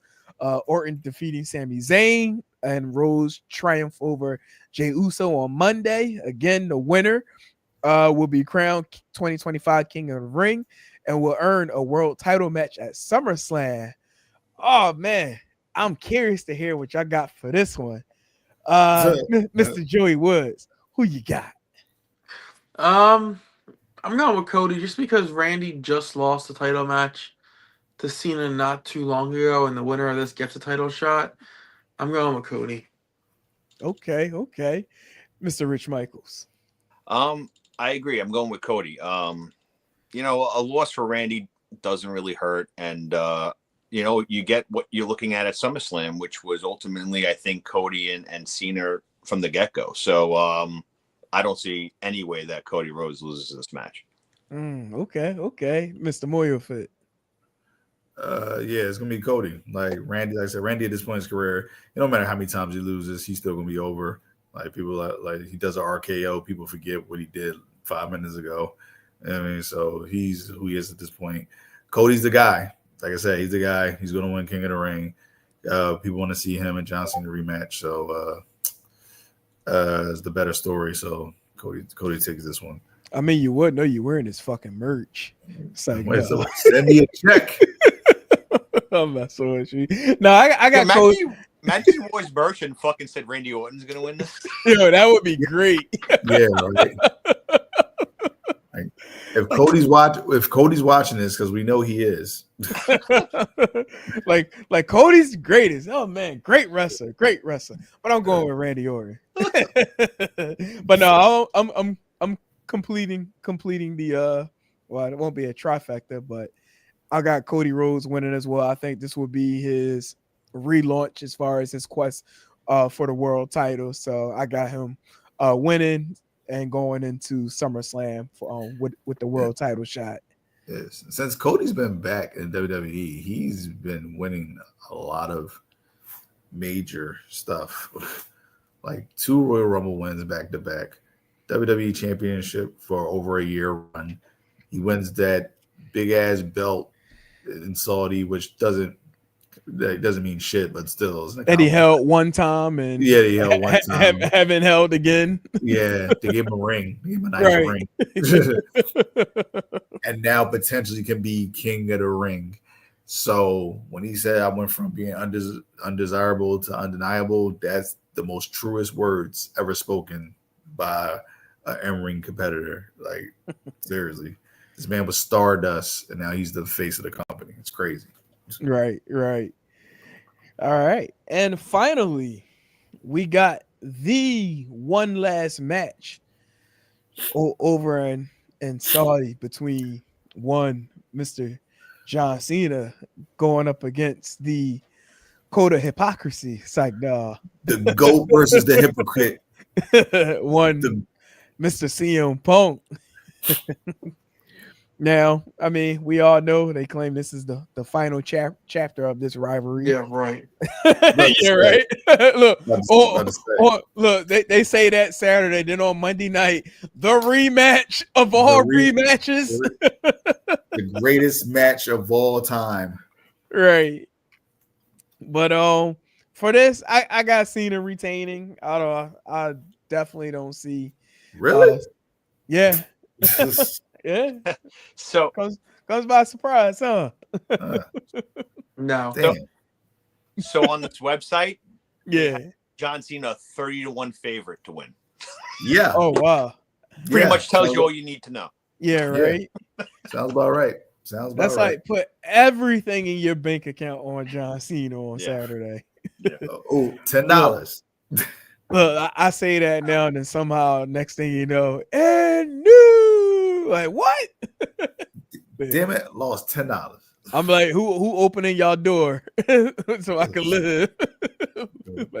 Bro, it's gonna be a match. How long you think this match is gonna be? 20 minutes. About 20 minutes, right? Yeah. Wake up, Joey. I'm trying. See you there. While we on you, who you got? John Cena's gonna win. I was hoping you say CM Punk. No chance. Rich, who you got? I'm gonna complete the sweep. I'm going with John Cena. I think the match starts off, them working the crowd. I think it'll be, like you said, maybe like a 20-minute match, 5-6 minutes. They'll be working the crowd. And listen, it's a good match. It's a match that should happen, being both of them in WWE right now. It's just, you can't have anybody but Cena win the match. Yeah. Mr. I wish CM Punk like turned heel. Like, because he said what he said about the people when they were booing him. So play to that shit. Don't become a puss and just give into it. Say like there's what you people didn't like that I said blood money. Oh, well, was I telling false statements? like is this not true? like this. It's like this. Like, don't get mad because I'm telling you people the truth about it. This is your people's fault. You did this. I didn't do anything. Like this. Like you're mad at me? Like this. Please tell me what I said was false. Where is this a lie? Like this, become the heel. If it's just, it don't matter. You're in Saudi. It does not matter if you're the heel over there. He was definitely getting some boos on SmackDown. Yeah, he was getting a lot of boos in that fan thing. Whatever he went through, they was booing the shit out of him. He pushed the kid. I missed it. Oh yeah, I did see the kid push. Yeah, but I'm saying. I missed that pre-show though. Just don't say anything on social media. Oh, I didn't mean to say it. Whatever. Come out, cut a promo. Say the only reason I'm in this place is because I'm taking the title from Cena. Something like that. Just go all heel at this point. Right. Yeah, like that. Like this. I ain't give a damn about your blood money. I'm already rich. All right, I'm a millionaire. I don't care about your blood money. I don't need it. All right. Like this. I already get catered to. All right, I already get everything I want. All right, I got TKO money. I got real money. All right, like this. Even though Saudi's got way more money, that's the part where you be in the hill. You saying I got real money, like that will go crazy. Like just become a heel. Rock and Hogan did it. Just flip it around. Gary said he'd do that. He might as well just fall in line with the Rock with the final ball. Final boss. Shoot. So, all right, Joe, gentlemen, we definitely next week, bro. I was. We're not doing next week, right? It's 4th of July. It is 4th of July. Yeah. My bad. So I was gone for a bit. Did you say anything? Did you talk about X Brand at all? No, we didn't. We ended up holding off because of the length of the conversations that we have. But I mean, just quick plug of work. X Brand Wrestling's this weekend Wicked 13 tournament. It's gonna be it's Underground USA. We haven't released the location. If people wanted to come to the show, they could reach out. We would get them the information on where to go. But 13 of the best deathmatch wrestlers in the world. You're talking about Nick Gage, Eric Ryan, Bobby Beverly, Lil Sicko, Mickey Knuckles. Who else am I forgetting here? Angel. Oh, Angel, Bam, Tarzan. Some of the Jimmy Controversy. Yeah. Chondo. Some of the best names in deathmatch wrestling. Anthrax. All going to be in this tournament. Okay, go. Keep going. What the fuck was that? I was wondering. Keep going. All gonna be in this tournament, deathmatch tournament. It's gonna be a fun event. It's gonna be recorded for IWTV, released at a later time. So keep an eye on their social media page as to when this will be dropped. Absolutely. Wicked 13. Shout out to Justin, the whole X Brand Wrestling movement, friend of the show, family of the show, I should say. So definitely gonna be a good time there. So, but all right, gentlemen, we are at the 2 hour and 3 minute mark. God damn. The longest one we did in a while, y'all. Yeah, right. We're talking. We gave you everything. So all right, so with that being said, we do have the 4th of July coming up next Friday. So we'll probably not be doing anything. You know what I mean? That Friday evening. I I don't know. What y'all think about Thursday? I'll do be Thursday. at work. Oh no! I'm sorry. I don't want to be detrimental. You know what I mean? To Dude, the Turnbuckle Times movement. No, I'm going to be on vacation anyway. But before we Okay. listen, before we go off, I was trying to be quiet about things, but can I talk about X Brand for a second? Go ahead. Sure. Okay. Listen, I brought it up, and I wish I didn't bring it up. Okay, because anybody that's been brand has seen me in the ring with actual talented people like Alex Kane and Dante Drago. We got Bryce Donovan, who's a WWE talent. I've been in there with real talent, and I've been trying to bring it to X Brand. But I see this, and you just got this garbage deathmatch shit. And I'm sorry. This is the way I truly feel, and I'm sorry that if I'm going to piss people off saying it. But you know what? Justin says, can you invest in this? Can you go in this? I said, absolutely fucking not. I'm not having nothing to do with this shit. But if you have a show that has, you know, some actual good talent, you want some actual good names on there, absolutely, I'll bring it to you. So I'm sorry. I had to say my piece. I was trying to bite my tongue. I'm sorry. Well, all right. You can pop him with a light tube at Rich Michael 83. Make sure y'all screenshot that name at the bottom of the corner. It's like, no. Hey, well, Rich said it's up. well, all right. And that was our segment of a moment of Rich Michael's thoughts. Sponsored by TurnbuckleTimes.com. Woo, this conversation gonna be Yeah. Oh, this conversation is gonna be good when the show goes on. Don't have my name in this fucking shit. Hey, listen, it was heard on Still Steps, but hey, look, that don't mean I endorse the message. Hey, look, you talk your shit. That's your shit. So if Chondo or Jimmy Controversy decide, want to bring a duffel bag of Savannah fluorescent light. Are you gonna be there tomorrow? What happened? Are you gonna be there tomorrow? Absolutely not. Why would I be there? Yeah, I mean, good for your health. Yeah, right. Shit. No, especially after this podcast, it's not going to be good. I'm going to be fucking chased with light tubes and fucking chairs and barbed wire. That's what I mean. Yeah, you might not make it out the car, Rich. Definitely not.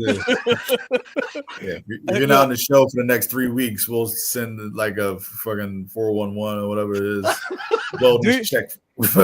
Do yourself a favor. Go to your nearby auto parts store. Make sure you got a fresh battery in your remote, your keyless remote, so that way you can hit the auto start. Like you got no problems. You know what I mean? Getting to the car and. I'm in trouble. I don't have an auto start. Oh shit! You bound to drizzle. Sorry, sir. Shout out to everybody. Appreciate y'all for tapping in as always. Thank Yeah, if you are attending Wicked 13, if Rich decide to want to show up, please, take it easy on him. Like we need him in 2 weeks here on Still Steps. Like you gonna be fucked up. I'm gonna text you like. You still doing the show in 2 weeks, right? Can you talk? I'm not gonna bullshit. That's why partially I'm not going because I know I'm gonna say shit. I'm just gonna get fucking fucked up. I'm gonna be bloody all over in the corner. And then you're gonna have Joe going. He's gonna be there with Kevin. Oh, you're all right, bro. You're all right. Right. Crazy. Joey's like Joey's gonna act like he don't fucking know you. He's right. If you're around me, like you got what you deserve, dickhead. Yeah, right. And fuck the Mets. No, actually, Chris is a good point. He's gonna be like, I don't know who the fuck this guy. This is some New Yorker with a fucking Mets hat on in Jersey. Who the fuck is this guy? Joey gonna hit the swerve and hit you with the damn light tube, and then say fuck the Mets. Death match for life, pussy. Yeah, bro. I'm like, Joey, I didn't know you had it in you. I know, right? Joey, damn. Fucking awesome. Your life. Yeah. We're definitely uploading this. We're definitely uploading Yeah, right? ASAP. ASAP. Crazy. No. All right. X Brand, send us a check. Yeah, right. Hey, holla at me. Us. Yeah. Like, look. Yo, So, everybody, we need a check. seriously. All right, we getting out of here. That was great. Great show this evening. Great show. We get back to it next. Well, I'm about to say next week already. in 2 weeks. Till then, to those tuning in, have a great 4th of July. We'll be off. Be safe. Continue watching that turnbuckle. Get that turnbuckle talk. And we'll be back in 2 weeks. So, Mr. Moyo for Chris Wilson, Mr. Rich Michaels, Mr. Joey Woods, I am Politic and Hot. And we'll holler at y'all in 2, like 2 and 2, like Chuck Woolery. Peace.